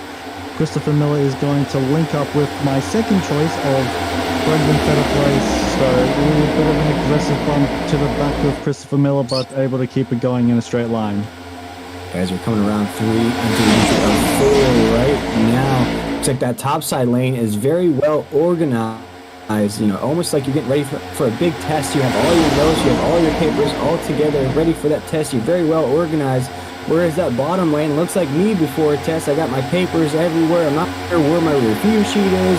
We've only got 3 cars on that low side lane there as Nick Alfred beeping down into corner number 1. Brendan Six right behind him, as well as Jeremy Richmond. Oh man, you do all the review paper stuff. I just like to go straight into it. There's no better feeling is when you can just go in and be like, okay, look, I've just done well and I didn't need to waste my time and I got to play games. Yeah. And there we go, as we're taking a look at the 23 of Chris Shafer down pit road here. Kind of not sure what exactly that 23 is doing down pit road. Might have just had it here tonight at Dega. For some of these drivers that are on the tail end of that pack, it can be a little frustrating. Maybe he's just getting ready for next week's race. It's not going to get any easier next week, folks, as right now Nick Alfred's going to take them across the line here next week here in the High Octane Sim Series. As I mentioned, it's not going to get any easier, Connie. You're going to have to get ready for your lefts and rights as we head to Sonoma next week here in this series. Sonoma isn't even a track I have, so I'm no help on how to get around there quickly. It's a tough one, especially in these next gen cars. You're really going to see driver skill come out. Everybody loves these speedway races, super speedway races, short track races. Everybody loves those. That's everybody's comfort food, if you will. Their comfort zones. They love those tracks. Everybody knows those tracks. Even if you're not good at them, you know them. You've raced them a lot. Those road courses, though, that's where things get a little hairy. They get a little touchy. You're not sure of the corners. You're not sure of when to time it right. You have to brake. You have to use the brake on it. And not a lot of brake usage here in these speedway races. No, you typically don't, but luckily I have the nice experience of doing speedway racing, dirt oval, rallycross, Pro 2 trucks, bit of everything on iRacing that you can really do, but then I branch out into the world of drag racing in real life, so I've got a very nice full resume of different racing disciplines, so luckily nothing really surprises me, but for some of these drivers that may not be used to going left and right and using brake modulation and having to downshift all the time, then applying the acceleration nice and easy, it's going to be a whole different beast that maybe some drivers aren't fully used to. Not at all, Kyan, but in my opinion, if you can at least get 2 wins in these next 4 races, the championship could be yours. For going to be a bad finish at Sonoma. We head to Darlington as well. We go to Phoenix, so barring any kind of unfortunate event, in my opinion, 2 wins gets it done here in this championship race. I mean, you can say that, but then the next couple of weeks end up being a disaster. Anything can really happen, especially when things start heating up towards the end. Drivers start becoming desperate, trying to get those last couple of points to get a couple of extra positions, but when you do that, you risk the chance of having a mistake, and mistakes mean errors, and errors mean crashes, so anything can really happen. We'll only have to see on the final lap of this race, and then the final lap of the final race in Phoenix. Yeah, and I have to correct myself there, kind of. With these 4 races, of course, you're watching the Talladega race here, folks, on 4 Brock. Just spoke about that Sonoma race. Next week here, September 23rd, at Sonoma. That 3rd race of the playoffs, kind of, we're going to go to Kentucky. So that's a monkey wrench into the mix there. Then we go to Dover, and then the championship is decided at everybody's favorite championship track. I say that with a little bit of sarcasm. Phoenix there at the end. They should have just stayed at home, so it was so much better. I agree, Kaya. Not many places to celebrate there in Phoenix, Arizona. You just an ice bath at the end of that was about 100 degrees plus there. But looking at the track, oh man, as Nick Outside's going to link up with his best buddy Jeremy Richmond. They're going to leave Brendan 6 out there all by himself. Man, I'm sure Brendan wasn't anticipating that move. Not too many drivers on the high line, but once the high line starts getting formed up and all the other mid-movers drivers then go back up to the high line, that's going to just help Brendan 6 be able to find some sort of momentum. He might try diving it down below Don Francis. He does do that. I'm sorry, Don, I cannot pronounce your name properly. I will be trying to figure it out, but I say that he goes around. Oh yeah, big crash on the backstretch, folks. Going to bring out our 9th caution of the night. A few cars tangled up there right on the exit of 2, and kind of a majority of our cautions have been on the exit of 2 and down that backstretch for some whatever reason it is. Maybe you're just carrying so much momentum there on the exit of 2 that it's just hard to maintain once you start feeling that draft. Sometimes it can be hard to be able to get a good pull again, so you want to make advantage of it, so you'll move up a lane, but then the driver in front of you might go up as well to try either defend or try to carry their own momentum, and it can just be a big mess. But on exit you can also feel the car start getting heavy, drift up the track, but then you're running this close to each other, all it takes is a little checkup and suddenly half the field's involved. And Kynan, I gotta say, when we took a look at this replay here live on 10-4 broadcasting, if you're watching along with us here on YouTube, Facebook, or Twitch, you saw that 66 racing up there for the lead. You saw him in second place. Watch how close this is right here with this 7. If that 7 goes left, that 66 is done. And you watch it right there. You watch it from almost a more of an outside point of view there. That 7 gets clipped. And the 7's first reaction is to go right instead of going left. And man, and you see it right there. You watch the 7 get loose. And instead of going left, he goes right. Going left there, Kynan. Our leader from just a little while ago would have been taking a race. Yeah, luckily the laws of physics depicts that if you get hit on your right side, you're going to naturally turn into it. So if he had have been hit on his left side, he would have turned the other way, no matter how much counter steering you put. Oh, Isaac Emerson getting knackered and hard into the inside wall, but luckily laws of physics depicts that Brendan Six was able to get away with it, but this time, but will there be a next time? Hopefully not for Brendan's sake, but who knows, we still have a long race to go. And you see that 92, they've been beating that thing with a hammer here tonight. Isaac Emerson is about done with this track here tonight, and he's about to pack his bags and head to Sonoma. The way this race has been for that car has been tagged up a few times, whether it's been his fault or not. It's almost like we see Isaac Emerson on the tail ends of these cautions, just checking up, trying to avoid these things, and just gets tangled up somehow. Yeah, sometimes luck just does not go your way. Either cars behind not checking up, doors that originally were open suddenly closing, or it can just be a case of a car spinning down the track whilst you're just minding your own business. So many little things can go wrong, and sometimes it can just never go your way. So it just seems like it's that sort of night for Isaac. Best you can really do is just rebound and come back next week and try to go at it again.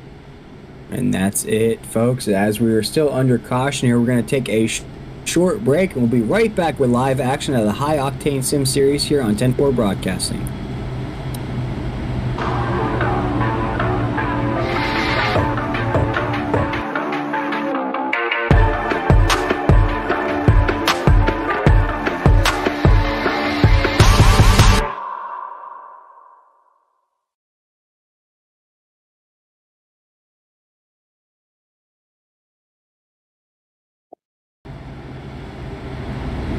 And we are back here at the High Octane Sim Series here live on 10-4 Broadcasting.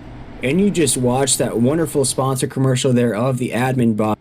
The Admin Box, if you haven't checked them out, I invite you to go do so. Whether you're an admin or race control or just an iRacing in general, it is such a cool device, such a cool piece of equipment. It's a fully customized race control and admin box, no pun intended there, that you can use in driving mode or pit mode. So no more having to sit out races, no having to sit down pit road while your buddies are racing around the track. All your caution flags, add laps, black flags. It's USB plug and play. That means you can just plug the thing in, you're ready to rock and roll there. Just like my mic here, when I commentate races, I plug it in, it's green, I'm good to go. Just like the admin box, you plug that thing in, you can start calling yellow flags, black flags, ag laps, however you like to do it. You can get it fully custom built, LED light up, so if you're in a dark room, you're away from the kids or the wife, in your little closet or basement somewhere, that thing will stay shining there for you to race control and admin those races leagues. Well, you're going to go check them out at Admin Box. It's 2 X's at the end of that. Use code HOSSBOX. That's HOSSBOX with 2 X's for $24 off your order there, Kynan. And with this racing here tonight, we're counting it down here. You know, I'm pretty hungry for some competitive races, but you know what I'm also hungry for? Oh man, I feel like you're about to make me extra hungry. And you know I'm a bit too far away to be able to realistically get it, so since you're close, I may as well let you take it away. Oh man, I know you got some good barbecue down there in Australia, but I don't know if it's as good as Captain Jack's Smokehouse located in Fernanda Beach, Florida here. If you're watching 10-4 broadcast, you can see that beautiful plate of food right there on your screen. Go check them out. They are a wonderful sponsor here in the High Octane Sim Series. bringing you all the best barbecue you can handle. If you're close to Fernando Beach in Florida there, go check them out on Facebook, go check them out on Google, leave them a great review. If you're close enough, hey, they might even DoorDash for you as well. So go check out Captain Jack Smokehouse today. Get you that wonderful plate of food that you see on your screen as well there, Kynan. It looks like we are cruising up to that start-finish line here, about to go green flag racing here together. Yeah, it does seem like that, but with the race being this long, drivers start to get quite mentally fatigued. So do you have anything that can really help out with that in these long races? Man, you know, I was a component of those old school energy drinks, the Red Bulls, the Monsters, the Celsiuses, and the Bangs. But folks, we have a new substitute for you in the game, and that's W Energy. Go check them out at the end of this race here. That's WDUBBY. Use code HOSS for 10% off your order. But here we go. Let's get that energy rocking and rolling, because we're about to go green flag racing here once again in the High Octane Sim Series. I know I've mentioned it many times before, but this long wait, oh, I hate it going for the travel then with the later start-finish line. Feels like an eternity, but Nick Alford and Jeremy Richmond starting side by side on the restart. Nick Alford quickly going to Brandon in Genesec on the high line. Christopher Miller also kind of being left on his own, but going to be extra left on his own as Genesec is going to pull in front of Jeremy Richmond, waiting for a better place to get up to the rear of the 12. You see right there, Nick Alfred's going to lead them down on the low side lane and try to make some moves down there. Going to backstretch here on the lap. I believe we're looking at almost a century mark here, kind of kicking down on lap 91 here, head down into corner number 3. Now Nick's down on the low side lane. We talked about that. We had a special treat for you folks here to start the broadcast. We took a shadow lap, if you will, here in Mike Maddox's race car around Talladega. And kind of you spoke about hugging that inside lane. Throughout tonight's race here, as we're coming down the front stretch, we're going to cross this start-finish line here on lap number 92. It's been the high side lane that's really been the momentum, the track, if you will, it's carried that 95 along. And now as this race is starting to tick down with about, looking at, we're doing a little math there, about 28 laps to go, if that's correct. Might be a little off there. I'm not a mathematician, I'm just a commentator. 31. Yeah, 31 laps to go there, Kai. You're starting to see now the 95's using the inside lane like you mentioned. Yeah, it just seems like he's trying to work together, but we've also seen really this entire race, the outside has been able to carry a lot more momentum, so maybe just trying to get worked up and seeing if he can get Jeremy Richmond a bit closer, but he's also got his other teammates down on the low line, so probably a bit of team play at work right now, but with the assistance of the 20 of Better Place and Brendan 6 in the 66, Christopher Miller was temporarily able to get up to the lead, but will not lead that lap. You know, Christopher Miller's trying on that outside lane there to get around the 95. He's got a big push there on the outside lane, but not as big as push as that inside lane there, as Nick Alfred's going to take them out of 2. Heading down the backstretch right now.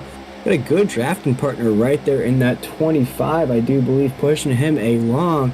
Staying wrist at the right distance, but here comes Miller on the outside as we enter corner number 3. Better Place giving Christopher Miller a very, very strong push, keeping right on his rear bumper throughout the entire corner, but lifting off just to then give him enough space to keep it all steady.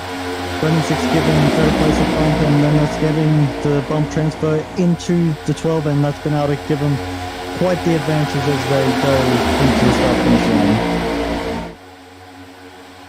You see right now, oh, Miller's got a huge move there.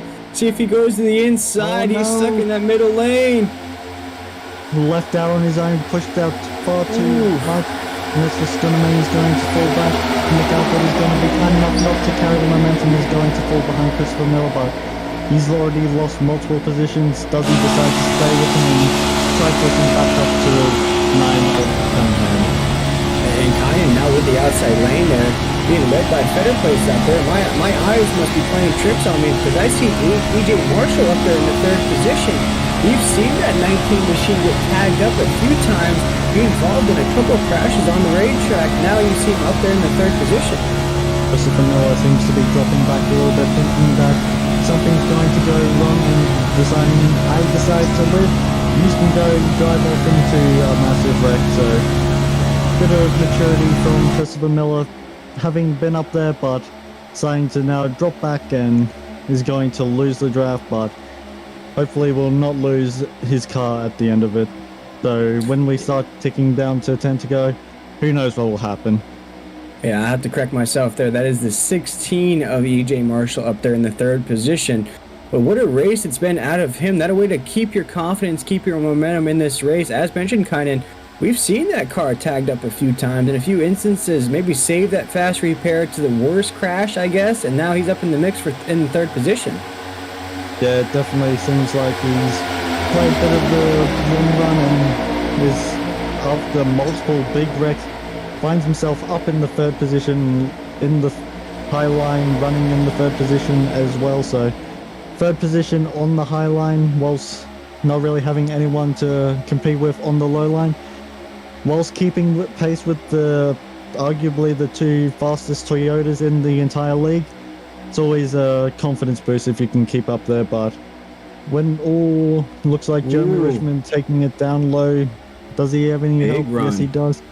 Has Nick Alford and Ian Janicek, as well as Reed Denias and Brian Messer, all on the low line trying to make it work. Ooh, that was tight coming off of 4 there. You saw Marshall come down, thinking about throwing a block, but Jeremy Richmond was already there.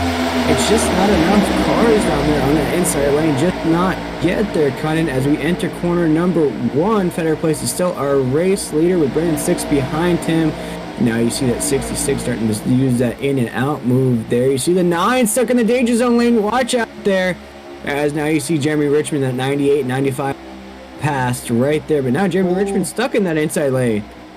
Jeremy Richmond not really having anywhere to go, and it's just slowing that entire group down. You can Christopher Miller getting up into the outside wall ever so slightly, costing him a little bit of momentum, but not as bad as what it could have been if he was running in a pack. Maybe could have caused the pile up, but so far the drivers are able to all keep it all together, running basically all.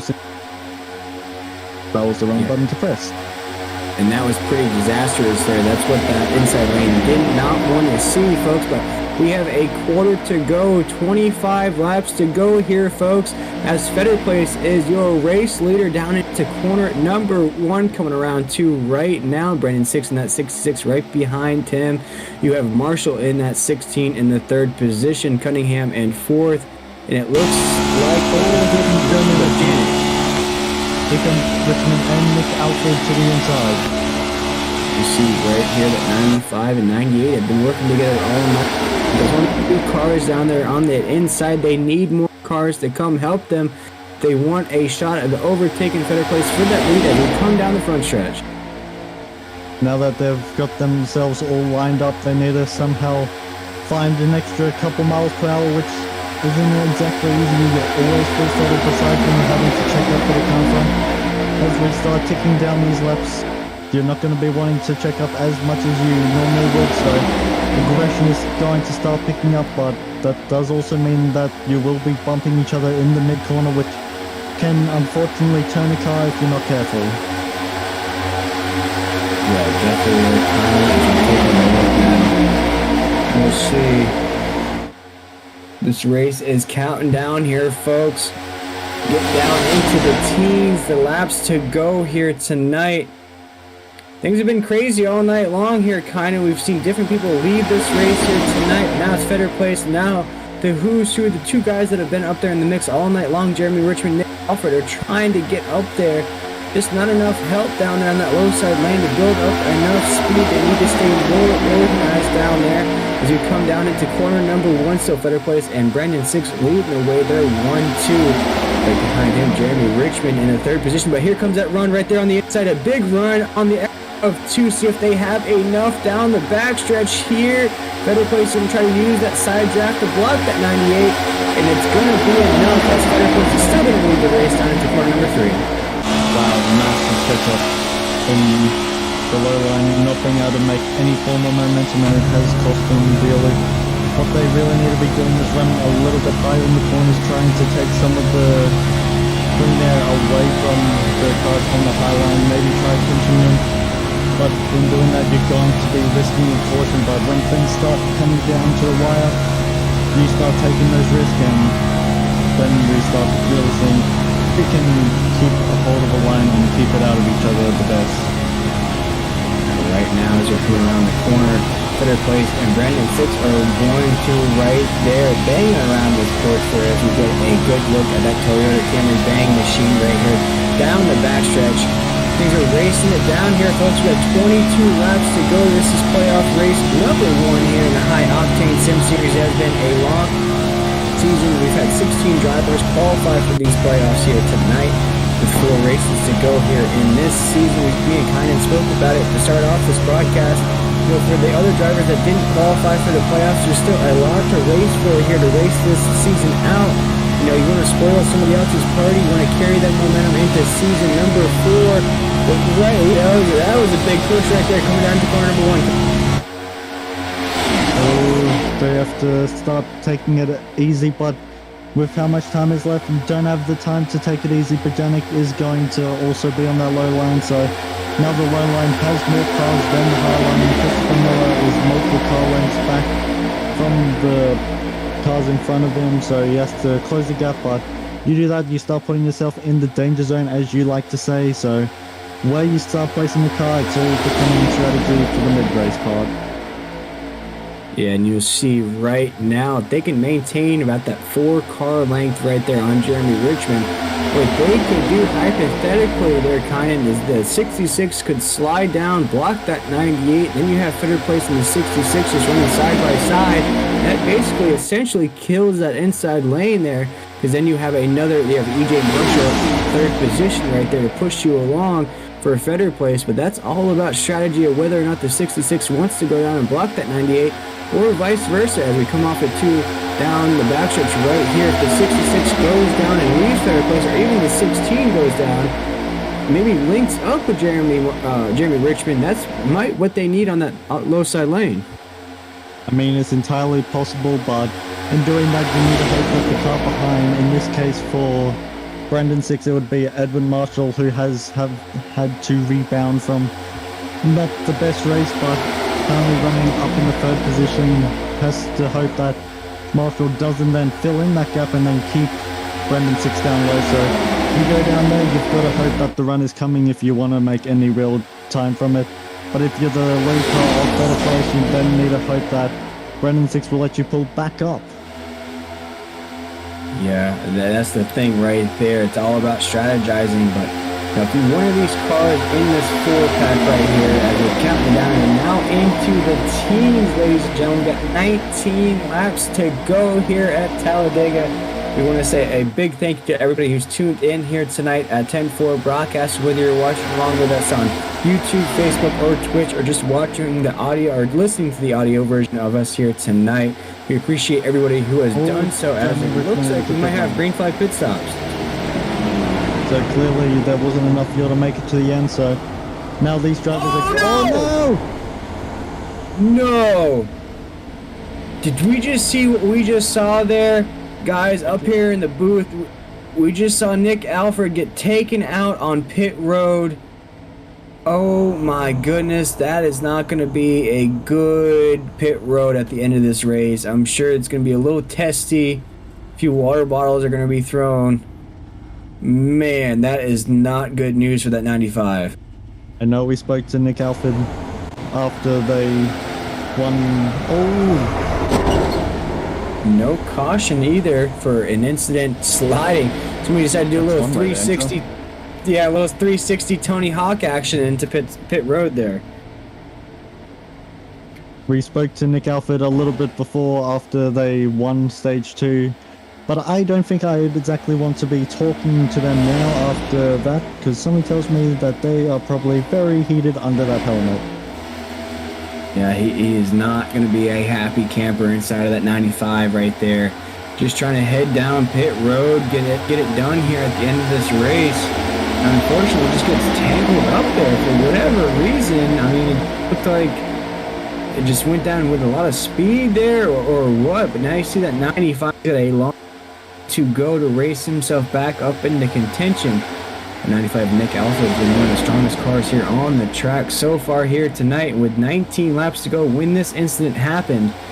Man, that is a bummer to have to race this race all the way down about 100 laps in here so far. and have something like that happen, it's just very unfortunate.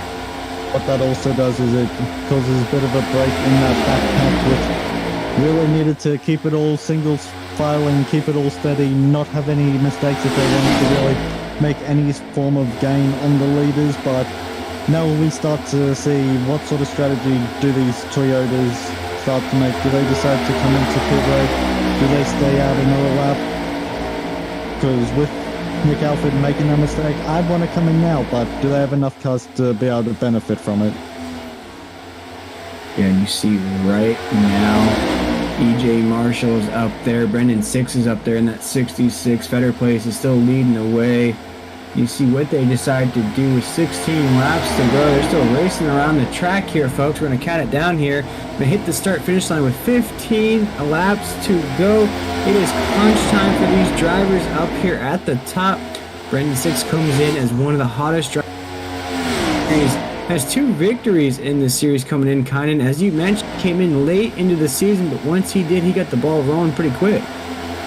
Yeah, he's carrying a lot of momentum, but still needs to make another pit stop this race, as well as our current race leader of Fetter Place hasn't won a race besides from the clash at the Coliseum, which did give him a bonus 20 points going into the season, but what he's probably going to be wanting now is a race victory in a points playing race. So with them two being up in front, but still having to make a pit stop, maybe holding out for a caution, but with how spread out the field is, not enough real cars to start thinking about making a pit stop or bring out a caution to force a pit stop. Anything can really happen.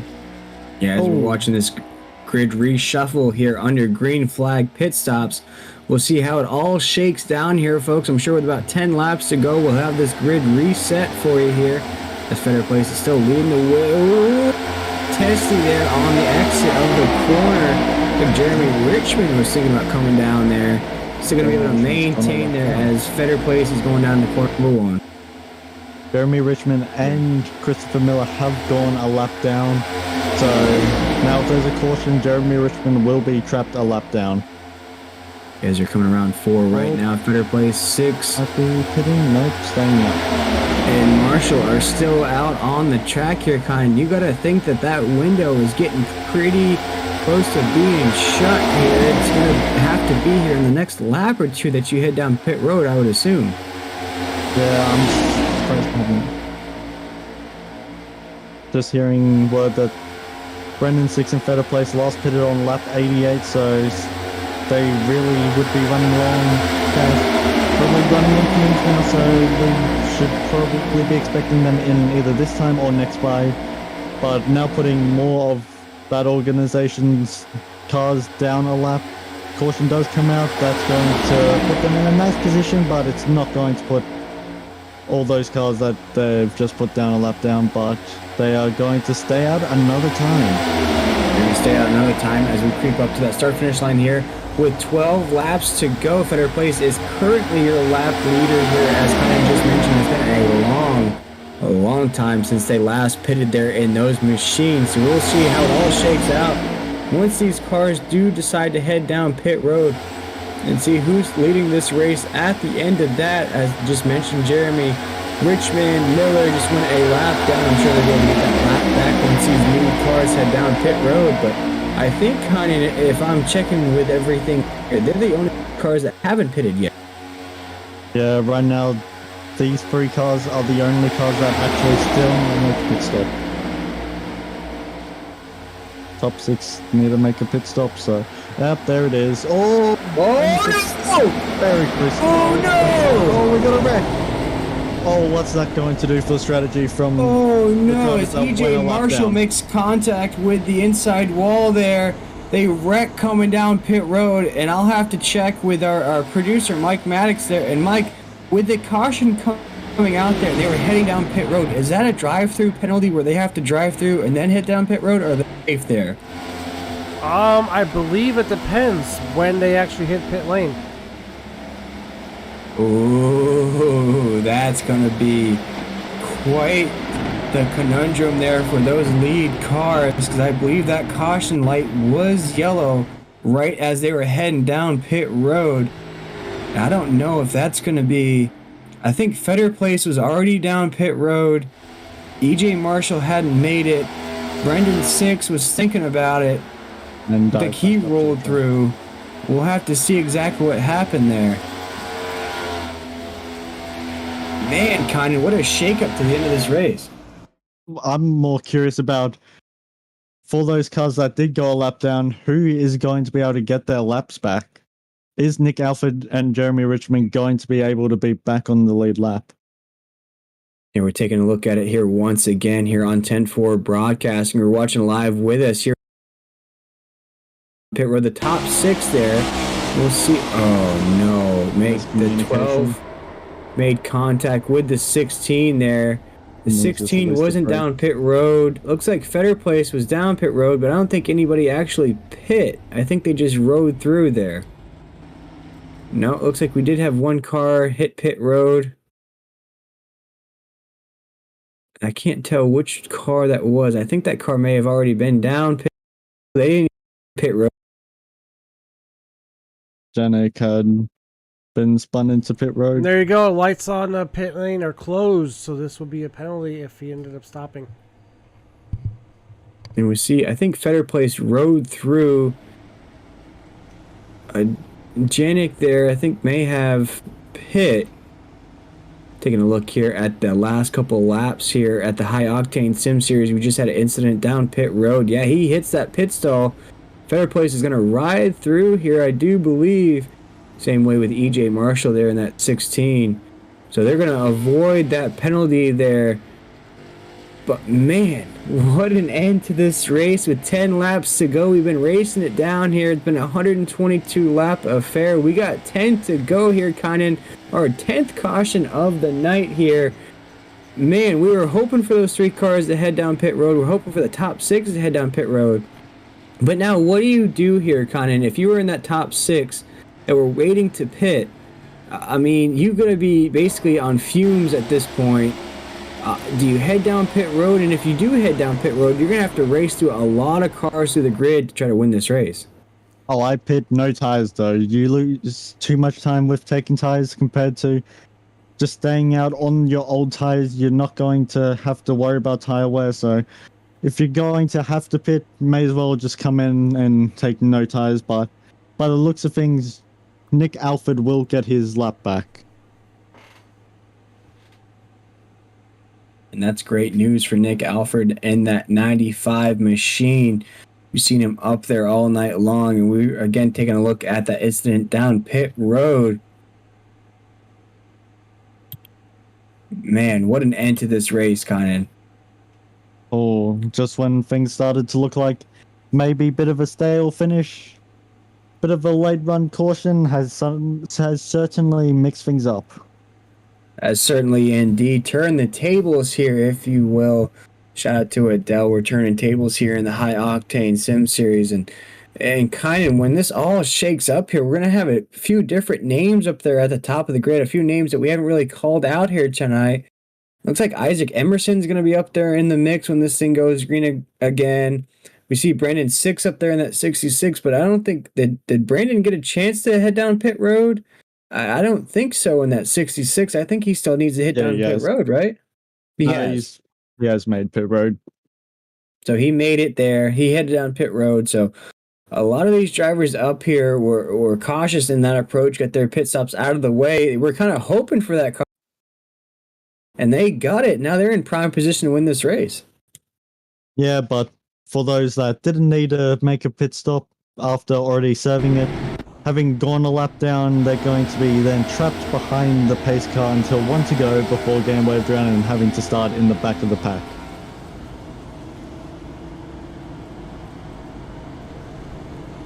And we'll see now. We get everything lights are off of the pace truck. Kind of, we got 9 laps to go here at Sweet Home, Alabama. Talladega Super Speedway here. This is playoff race number 1 here in the High Octane Sim Series. It's going to be a shootout with 9 laps to go, folks. If you've seen High Octane racing so far, you're going to see it on level 10 here to end things. I cannot wait to close things out here tonight. We've got Isaac Emerson's them to the line as the race leader. Extended, so we will have to wait another one. Oh, just got word from race control that the caution has been extended one more lap here, Kynan. So we'll have to just finish out our Leonard Skinner soundtrack there for just a little bit. No. Get ready to go green once again. Oh no, please no more singing. No. No.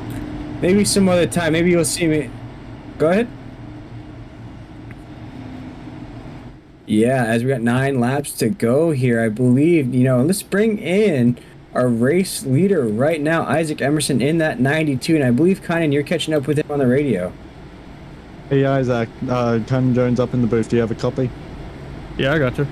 Okay, we'll make this quick as you'll be coming 1 to green this time by, but bit of a rough night. How does it feel to be up in the lead right up at the end? Well, with the night I've had, it feels pretty good. During the beginning, my teammate got in the back of me, spun me. I've been involved in a couple other things that I just couldn't get around, which sucks. But that's pack racing. Now I'm in the lead. I just took my fast repair, fresh set of tires, filled up on fuel. Hopefully put in a victory lane.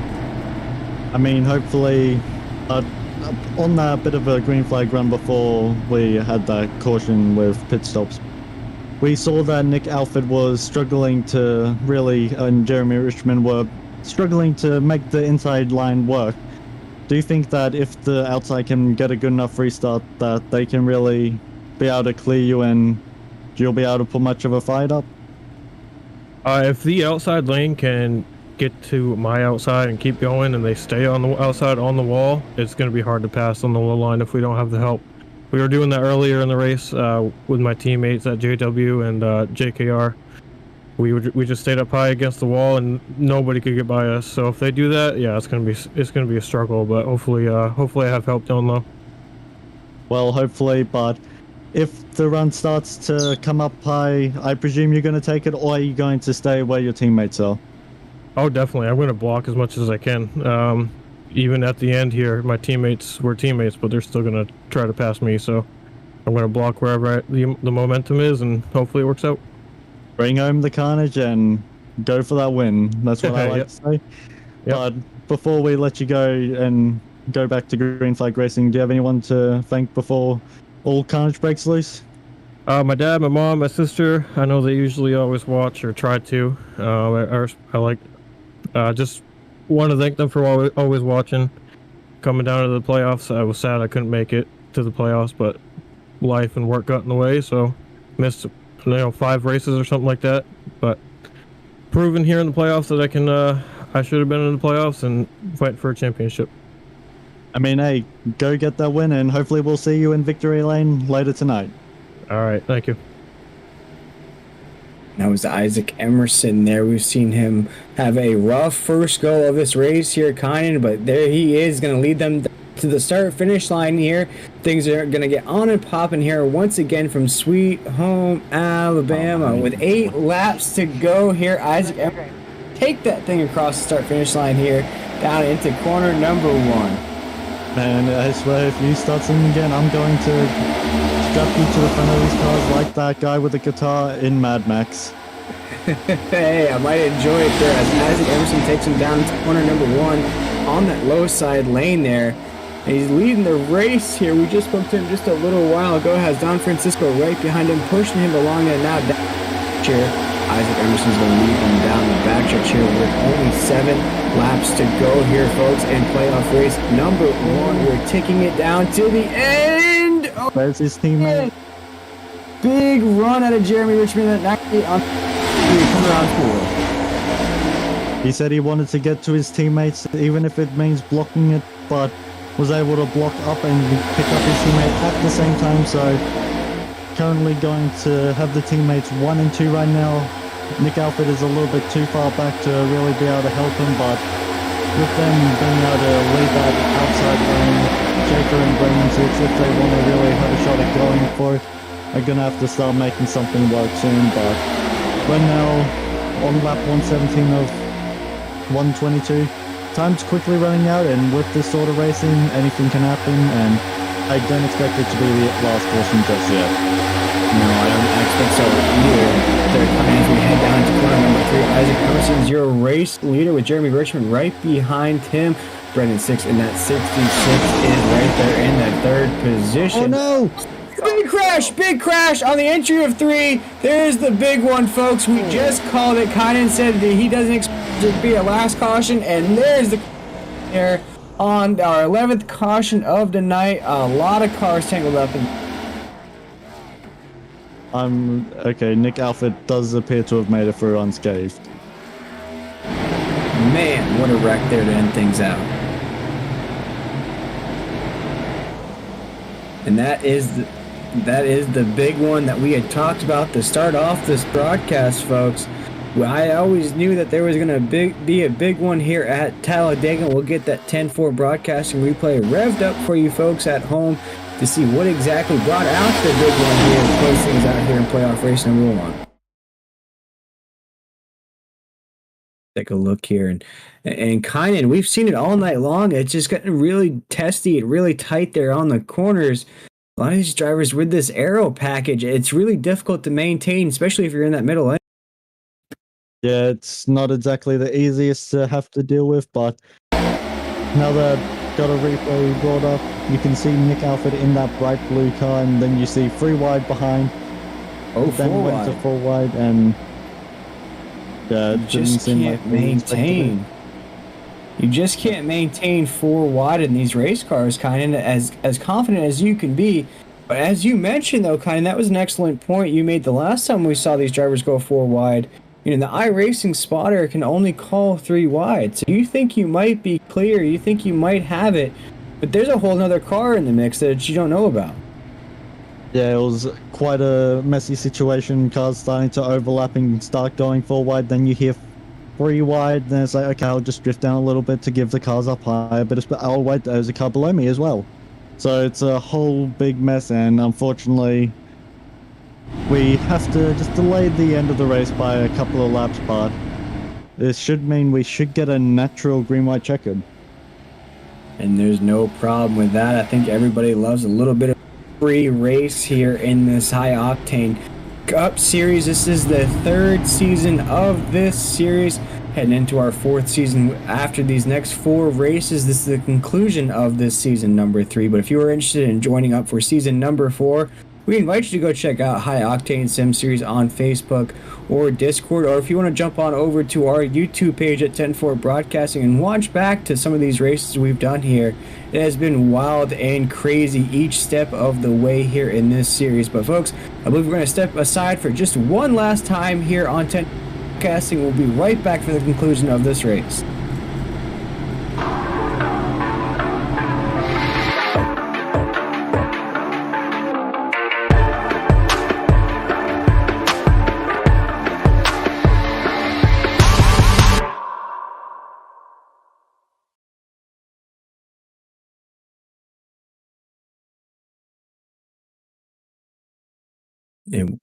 And we are back here once again in the High Octane Sim Series here live on 10-4 Broadcasting.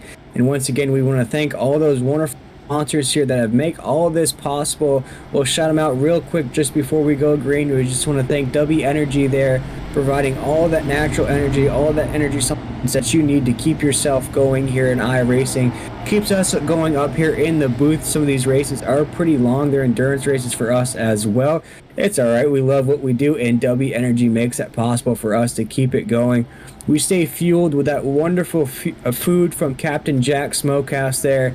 If you haven't checked them out, go check them out right now.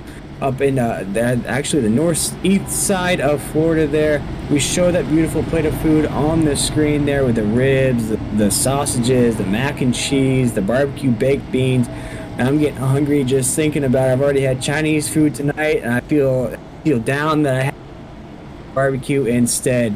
But all of this is being controlled. The black flags, the yellow flags, the adding laps, taking laps away, especially here with 11 cautions here tonight by the wonderful folks over at Admin Box. If you haven't checked them out, we invite you to go do so at adminbox.com or over on Discord. I believe they also have a Facebook page as well.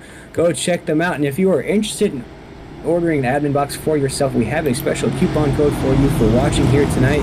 Use code HOSBOX, that's HOS, BOXX, for $24 off your order. Those are fully customized admin box for all your race control and admin needs. But Kynan, we're going to have the precious 3 laps to go here in overtime. It's basically going to be a shootout here for the end. I can't call it here at the end of this race. Yeah, it's definitely going to be interesting. Will we have a big wreck? Will we have a track blocker? But more importantly, who is going to be able to flip her in? I'm sorry. I know it takes a lot of attitude there, Kynan. It's exciting as well for us up here in the booth. It's almost a shame this race has to end with the way it has been all night long. It's been very tight, very collected. We haven't had anybody to really dominate this race here tonight. We've had flip-flops. We've had a bunch of lead changes here on the track. But we see Jeremy Richmond in that 98 stay consistent inside of the top 5. Nick Alfred as well right now in that 5th position. They can link up here towards the end. They have a good shot of either the 98 or crossing that start-finish line first. But here we go, folks. We're about to go green flag racing here once again as everybody's gridded up and ready to rock and roll as we come around 4. Still under caution here, but the lights are off of that pace truck. We're going to get this overtime all set and done and crown our race. Slightly lost my voice just then, but I should be all good now. Natural green-white checkered, not going to count towards the official green-white checkered, so means we theoretically will have an extra bonus attempt if needed, so hopefully it doesn't come to that. Hopefully we can all keep care of each other and have a good finish, but with desperation starting to creep in, if you want to get to the front, now's the time to do it, and you've got not much time to do it, so it's now the final, hopefully the final wait before the Geico restart zone. Drivers slowly taking it easy, but entering it, we get off and we are back under green, hopefully for the final time here in the high octane sim series. Yeah, as Isaac Emerson's going to take them down into quarter number 1. The race leader here, Jerry Richmond's going to be right behind him. Brendan Six is going to follow there on the inside lane. They're going to come around the corner number 2 down into the back. Just Nick Alfred right there in that 95 is going to try to... Brendan Six going to get tight there off of 2, heading down the back stretch. You'll see with Jeremy Richmond, that's a big block from Isaac Emerson right there on the offset of 2. Heading down the back stretch here with 2 to go. Isaac Emerson's going to be clear in that 92. Down into corner number 3. Jeremy Richmond's right there as well. He's going to try to make a move right there. And then he's going to follow right back behind Isaac Emerson. They're coming around the last corner here with 2 to go. Well, we're about to get the white flag if they can keep it together going for the tribal. So far, we're able to keep it 2 single file and 3 wide, but so far it's all good. White flag is in the air. Now you just go and get to the second flag. Doesn't matter what you have to do to get there. Just hold it up, take to the runs, Richmond goes to the inside. Michael Cole trying to get past, but not being able to. Oh man, it's dicey there on the back.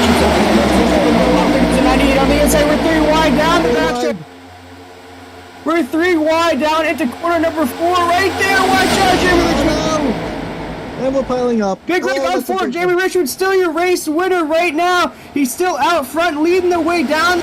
Oh, that's really Behind him, Jeremy Richmond's going to be your race winner here at Talladega as they wreck behind him. Here comes Michael Cole. Oh, he's going to try to hit him. As he slides across the start-finish line as our race. Man, what a finish. I can't wait to see a replay on what happened behind him. Wow, what a finish there, Kynan. I was jumping up and down out of my seat. I'm surprised you caught the audio there. Wow, they were wrecking behind him. Jeremy Richmond was able to maintain on that inside lane there. Was no concern to what was happening behind him. He maintained. I thought he had the race won. Then he got put sideways across the start-finish line there. And you see what happened there behind him. They're kind of a who's who was caught up in there on that last corner. I mean, it's a bit of who wasn't involved. You can see Nick Alfred involved, Shafer upside down on the outside wall, Cunningham hard into the inside wall. Bit of technical issues going on, but a lot of drivers involved, but Jeremy Richmond was able to, which you managed to call, is going to get the victory here tonight. Wow. And he does it in style, sliding sideways across that start-finish line. The finish we all love to do on those console racing games, kind of. We always love to slide sideways. Jeremy did it unintentionally there as he was getting clipped, crossing that start-finish line there. Comes home with the race victory. Our in-race reporter wins in that 98 machine. Wins round number 1 here in the playoffs. They're going to be partying down in Texas here tonight. What a win it was for him at Talladega. Worked with that 95 of Nick Alfred. Majority of the race here tonight, being a great teammate. But that 98, I think I may have predicted it there. Made his move at the end. Now he's going to burn it down on the front stretch. There's something very broken with the car, which is making it a little bit difficult to get it to do some burnouts. I say just put that nose on the outside wall and burn down those Goodyear Eagles. Let them burn. Oh, well, that's fucking wrong. There we go. Now he's getting some sort of rotation with it. There we go. Just burn them down. What a win it was. 122 laps here at Talladega. Jeremy Richmond, I saw him fade all the way down in 12th position there, Kynan. Worked his way back up into the mix, did a great job of racing through that grid, comes home with the race victory here. And I believe through all that mess, is it Isaac Emerson's going to come home in the 3rd position there, and Correct. Call is going to come home in 2nd position. Wow, what a finish. Oof. It was a typical Talladega finish. Didn't know where to look, big wreck, and ultimately it was a drag race to the line. But somehow, through it all, Isaac Emerson is going to, we spoke to him earlier, is going to be able to still finish in the 3rd position. Yeah, what a win it was for Jeremy Richmond, though, in that 98 machine. You know, like I said, was an awesome teammate throughout. Picks up the race win here tonight. Again, we're going to watch that finish here, kind of, and break it down for the folks that missed it. You can see drivers trying to throw blocks, take runs where they can. Michael Cole threading the needle, diving it down low, giving the 98 of Jeremy Richmond a massive push. You can see drivers trying to figure out where the runner is coming from, but Michael Cole keeping to the rear bumper of Jeremy Richmond. Staying down low is sometimes the best. 4 wide for a moment. You can see Edward Marshall come down and then, just cars then trying to throw blocks. And then, very hard hits, but luckily just a simulator, so there shouldn't be any injuries in real life. Yeah, no injuries in real life indeed, Kynan, but man, I believe it is time to speak with our top 3 there, and I believe you are catching up with Isaac Emerson there. After all of that, after everybody's got a chance to catch their breath here at the finish of this race, we're going to speak to our 3rd place finisher, and I believe you're catching up with him right now. Isaac Emerson, we spoke to you just before, but do you have a copy again? Yeah, I got you. So not quite a win, but still managed to pull through into a podium. How does that feel after quite a disastrous night for the first 3/4 of the race? It feels pretty good. Wish I could have got the win there, but there was a run to the inside. My teammate called it out, but unfortunately I blocked it too late, and then I got stuck in the middle, and I kept falling back. I thought it was going to be a terrible top 10 or top 15 finish, and then there was a wreck. I was actually involved in it, and then went to the apron and was able to save it, and then there was Jeremy and Michael fighting in front of me, able to get 3rd. I'm just happy a teammate was able to get the win, and he's in the playoffs, so that's a good boost for him to start the playoffs. So with you saying how you were involved, if it was possible to go back in time, where would you have positioned your car if you really could? Well, my teammate called out that the inner lane had momentum, and I looked in my mirror and then went. I should have just went when he said there was momentum. So I wish I could have blocked that sooner. I believe it was in turn 1 and 2 on the final lap, and then I just got sucked in the middle lane. I kept falling back. So that could have won it there. That's about it. I wish we could have stayed on the high side too. But just on the final lap, there's 2 or 3 lanes fighting for the lead, fighting for the win. So can't just stay up top. Just to walk through for the viewers at home who probably haven't got iRacing and haven't gone and done Talladega, what goes through a driver's mind when you're coming to the white flag and you know you've only got really one shot left at positioning your car in for a shot at winning? Well, there at the league, I was pretty much just watching my mirror and then getting ready for the turn. I would look and point my car to where I needed to be for the turn, and I'm looking back in my mirror. If you're in the middle of the pack, you're just going with whatever line has the momentum, and if you see a spot open, you take it. You are taking no chances. You're not sitting back. If you're in the back of the pack, I would personally be going with the faster line and just kind of sitting back, waiting for the field direct to try to get by him to get a top 5 finish or even a win. It's a lot. I'll be honest, even though it's iRacing, I was shaking there at the end. That was fun. I mean, it looked like it would have been fun, probably stressful for some, but earlier this season you end up missing Watkins Glen. Can we expect to see you here next week for Sonoma? Oh yeah, definitely. I'm looking forward to it. The road courses, I'll need to practice all week, definitely. I struggle with road courses. And I don't think I've done a road course in this next gen car. Last year in the Xfinity car, we did a Daytona road course race. I did good there. I got second. I led for I think 90% of the race, but just couldn't finish it off. So hopefully I get enough practice this week and I can come out with a good performance at Sonoma.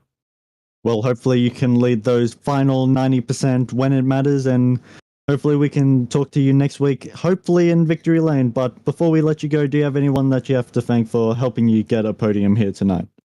Yeah, definitely my teammates. Jeremy there, at the end, he was on the green white checkered and on the last restart before the green white checkered. He was calling out where the runs were coming from, and he did really good at doing that. I couldn't hold up my end and block the bottom lane there in turn 1 and 2 on the final lap. Just congrats to him and to Jeremy on the win, and then all my teammates for making the playoffs, and hopefully that one of us can get a championship. I mean, only time will tell, but for now, the time is the present, so we'll let you go celebrate with your team, and good work on getting P3 here tonight. All right, thank you. That was Isaac Emerson's going to come home third here tonight, Kynan, and Isaac did a great job of maintaining that car throughout. As you mentioned, we spoke to him just before that last little bit there. But now it is time, I believe, to bring up our second place finisher, a guy that we didn't really call out much here tonight, but comes home second tonight. And I'm now joined by the second place finisher of tonight's race here at Talladega, Michael Call. And Michael, I just mentioned we didn't really call your name out a lot here tonight, but somehow you slide up there to finish second here tonight. Take us through your race here tonight. Yeah, me and Phoenix and Justin qualified 1, 2, 3 and decided to all get together and just roll around the back for the first 100 laps. Like neither of us are in the playoffs. We don't need stage points, so let's just try to keep our fast repairs. And it came in handy there with that wreck right there before the last restart. And we just kind of just ran our own race. Got a little scared when we got that green flag pit stop. Didn't think we'd be able to catch the field, but we were able to get back up there. And I don't know. It was pretty crazy. That last lap was wild. Yeah, it was definitely wild for us up here in the booth. We knew that the big one was coming, and it came before that. You guys had a restart, 3 to go. Break down that restart mindset there. Did you feel like that you could finish in the top 3? Did you feel like you had a car that could do that? Or was it really just the luck of the draw there with everybody right in the corner? Well, I was still pretty good, actually. I didn't have much damage or anything. Like I said, we didn't get in any wrecks. We all ran, called out, but on that restart, it was just do or die. I have no shot if I don't just hold it wide open. And I hit some people pretty hard, giving them some pushes. But that was really the only way to get through. And somehow was able to finish second. Almost got Jeremy at the line. I think we had another 500 feet. We had him, but it was close. Yeah, as I mentioned, Jeremy had that finish that we all love to do on those console racing games, sliding sideways across that start-finish line. But Michael, you come home second here tonight. I don't see that yellow pinstripe at the top of your windshield, so that indicates that you're not a playoff driver. We spoke about that through the broadcast here tonight. For you guys that aren't qualified for the playoffs, what do these races mean for you down the stretch? Well, this is like my 4th ever race in the next gen car. So a lot of learning for me, even to go through the rest of the season. Me and Phoenix and Braden wasn't able to make it tonight, but we're just going to go and try to learn everything about the cars. Over at Legal Limit, which is our team, we're pretty dedicated on trying hardest to get better every week. And I feel like the last couple of weeks I've been good enough to get a win. I just had some, at Kansas I didn't take tires, and then had some incidents at Richmond. But it was good. We're just gonna try to go and win and dude, I'm still trying to catch my breath. Just like I don't think I took a breath those last 3 laps, just trying to see runs. But we'll just run the rest of the year, just the rest of the season, just clicking it away, go for wins, learn, most importantly, and just see how we go. And that's it. I was jumping up and down as well. I'm surprised that our producer caught the audio on the mic. I was standing up, jumping up and down. Those last 3 laps were high octane, if you will, no pun intended there. Yes, but Michael, looking past this race here at Dega, you go to Sonoma next week, so you really get a good taste of the next gens at a road course. How confident are you of putting that 89 back on the podium?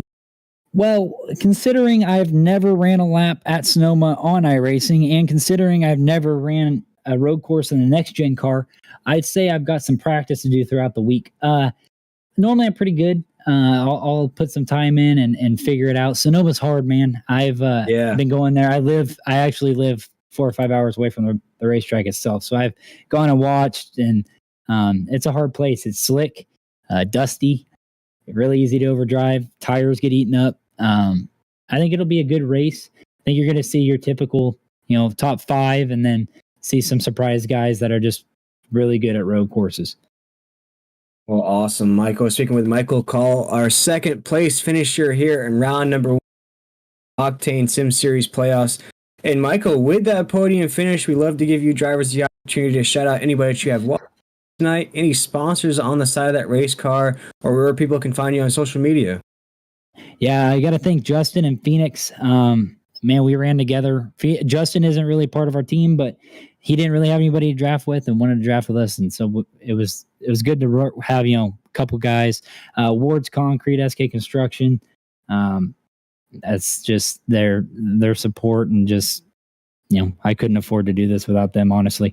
And just the whole Legal Limit team. We've only been a part of the league for about 4 or 5 races, and we're kicking it, and we're trying, and I think we're running up front. We're learning a lot, and I think we'll be good.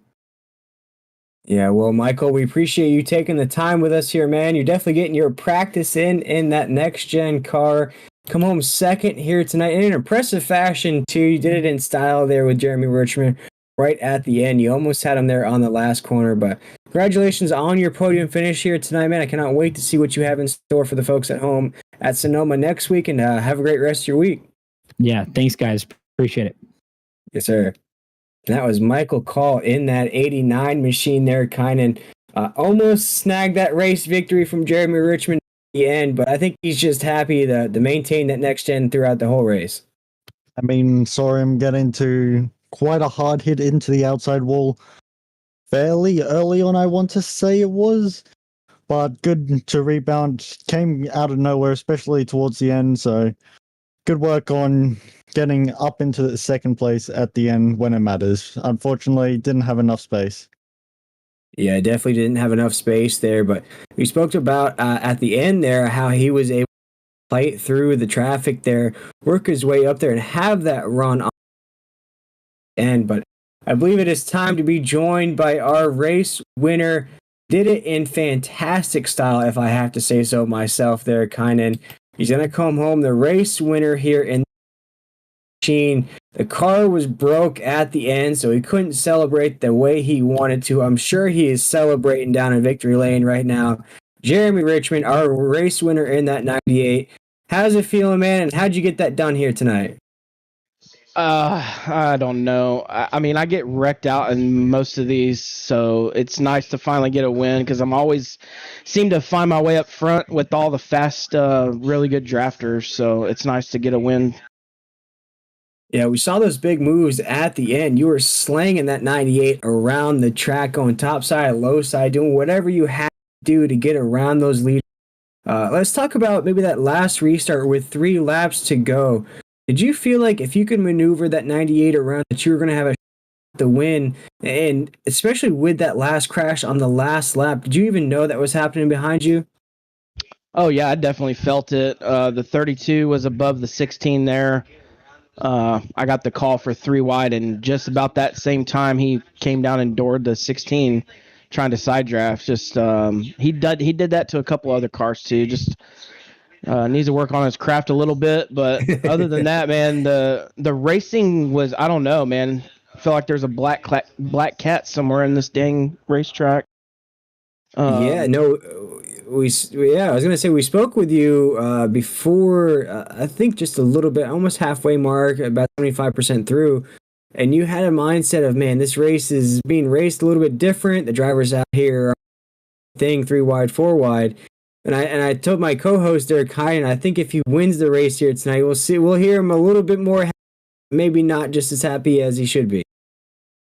I mean, it is what it is. You never know what you're going to get. Like, you never know what you're going to get, like how people are going to race. And as soon as around the same time that y'all pulled me up during the race, I just knew you had to be out front. You had to be controlling the late. So I just got that Dell Jr. mindset of just leading the pack. So when I let the 92 come down after that green-white checkered restart, or I guess technically it wasn't a green-white checkered, but I was just going to push him to the win, honestly. I was just going to stay behind him because we're kind of he's like a satellite team.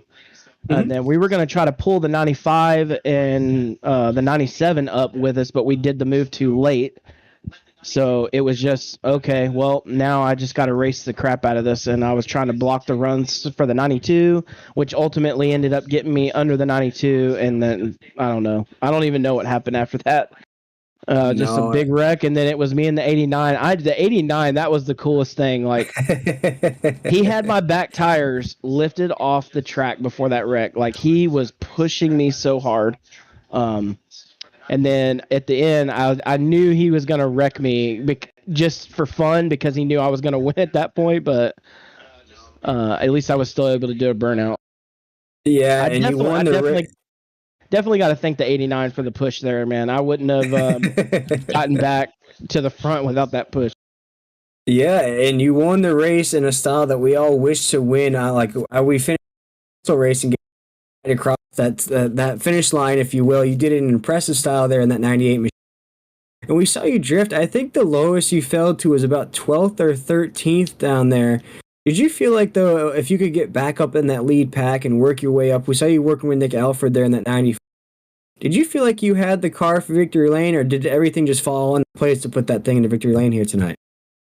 So, like I spoke with when y'all pulled me up earlier, so I always find myself at the front for whatever reason. I'm not saying I'm like a really good racer, and I have a lot to learn on iRacing, but I try to get my car driving good. Like, you can still mess super speedways up by how you use your pinions and all that other stuff. So you can still have lazy steering or whatever. So I always try to get my steering right. So if I have my stuff right, I always feel like I can win. It's just whether or not you can survive. So when I got in the back, yeah, we had a bunch of teammates around. Yeah, I'm pretty sure we were making some people mad because we would all get in a line, and then there would be one in between us, and we would just all go to the one line and just leave them out to dry. So I know that crap would have pissed me off. I'm sorry, but it would have made me mad if that happened to me. So I know that they were screaming. Yeah, man. Well, you're screaming for joy here tonight, putting that 98 in victory lane. And I spoke with Kynan here. It's only a 4-race playoff here to end things in the High Octane Sim Series. In my opinion, you get 2 wins in the next 4 races. You've won the championship, even if you have an off day. Speaking of off days, we head to Sonoma next week. How confident are you of going back to Sonoma? I believe we go to Dover after that, and then Phoenix to end things out.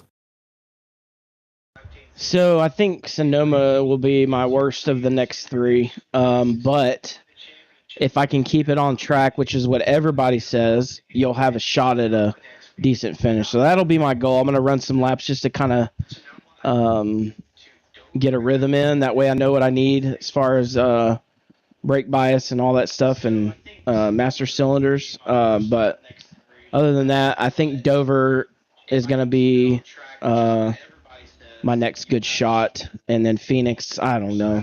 It's hit or miss for that. I won an ARCA race at Phoenix yesterday, actually, for my second league win. So tonight was my third league win. So, but that was in the ARCA car. So these are going to drive completely different. I've never driven at Phoenix in the next gen, so it's all going to be. But I'm decent at Dover with the next gen, so I'm looking forward to that one. Well, there you go, man. And I think you know the drill here at 10-4 Broadcasting. With that win, we love to give you the drivers the opportunity to shout out anybody that you have watching here tonight, any sponsors on the side of that race car, and where people can find you on social media. Yeah, so Max Graphics, of course, for all the paint schemes. Tonight was 5-star cuts. I actually get my haircut from these guys. They're in Chesapeake, Virginia. So if you are in or around Virginia, Hampton Roads area, look them up. They are so awesome. They actually help me out with sponsorships for races and other stuff. So hit them up. They do good hair too. It's a great place. And then my wife. And then there's a couple of other sponsors I never get to really mention, which is Caution Creative. Jabel's is a awesome food place, and Bam Auto and Auto Ventures, and who else? I don't even know. I have a lot of sponsors. Yeah, man. I think they're going to be happy for you here tonight. You win the race in impressive fashion. Like you said, you always seem to find that 98 up in the lead somehow. It all happens to fall into place here tonight. But Jeremy, a huge congratulations from us here at 10-4 Broadcasting, picking up the race win here tonight. I cannot wait to see what you have in store the rest of the way here in these playoffs. And who knows? I mean, that might be the series champion. I'm going to try, man. 6 is fast everywhere. So I'm just going to try to got the win. I'm just going to try to point my way and just try to be consistent and minimize the mistakes. I think that's what my goal is, and then maximize on days that I don't really have the fastest car. But y'all do a great job broadcasting. I'm just glad you're back in the booth. We look forward to next week, and thank all the admins for putting on Haas. It's a great league. Yes, sir. It's a great show for us up here in the booth. I was jumping up and down here in my chair. I'm surprised I even picked up the audio. I was pretty far away from my mic. You guys made it very exciting there at the end, and Jeremy, like I said, big win here tonight at Talladega. Cannot wait to see you here next week here in the High Octane Sim Series as we go road course racing. We'll see if you can put that 98 back in victory lane. And, man, go celebrate a little bit here tonight. Get next week and have a great rest of your week. Yeah, you too, man. We'll see you next week. Have a good one. Yes, sir. And that was Jeremy Richmond, our race winner there, kind of. And it's funny to hear from that 98 seems to there in the lead. And that's true here tonight. That 98 and the 5 were up in the lead the majority of tonight's race. Yeah, with Nick Alford being up there. Unfortunately, wasn't able to be up there when it really mattered, but having the help of the 89 to then push him up past and ultimately past the big one, which ultimately end up clearing out, I believe, all but 3 cars during that. So, big wreck, and sometimes you just need to get that strike of luck, but he was having the pace all night, so got on him.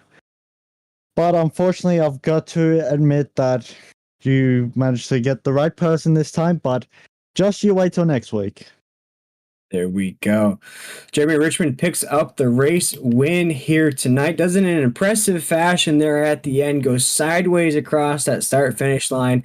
Worked with Nick Alford the majority of the race. We saw Feder Place up there as well. Brendan Six did a great job in the 66, working back up there through that damage that he incurred there in one of those cautions. It was tight all race long, Kenyon.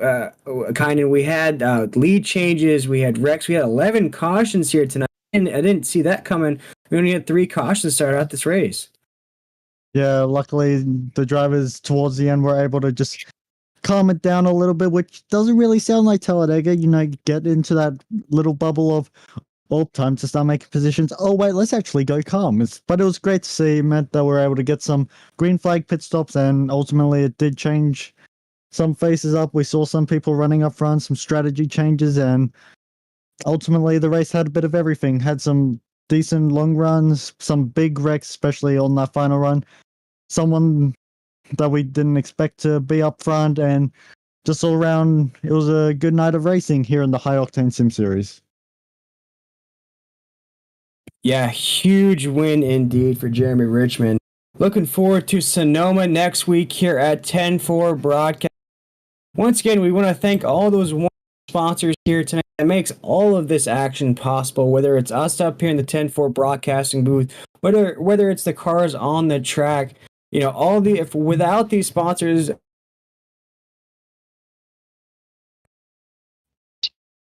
as at Captain Jack's Smokehouse, W Energy, as well as Admin Box. Go check them out as well. Make sure to use those coupon codes to get your discounts on that W Energy and those Admin Box.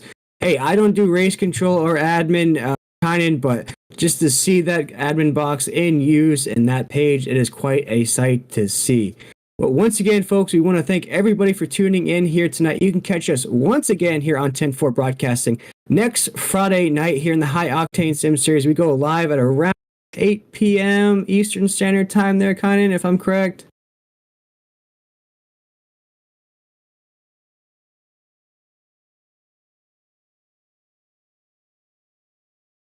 I believe so.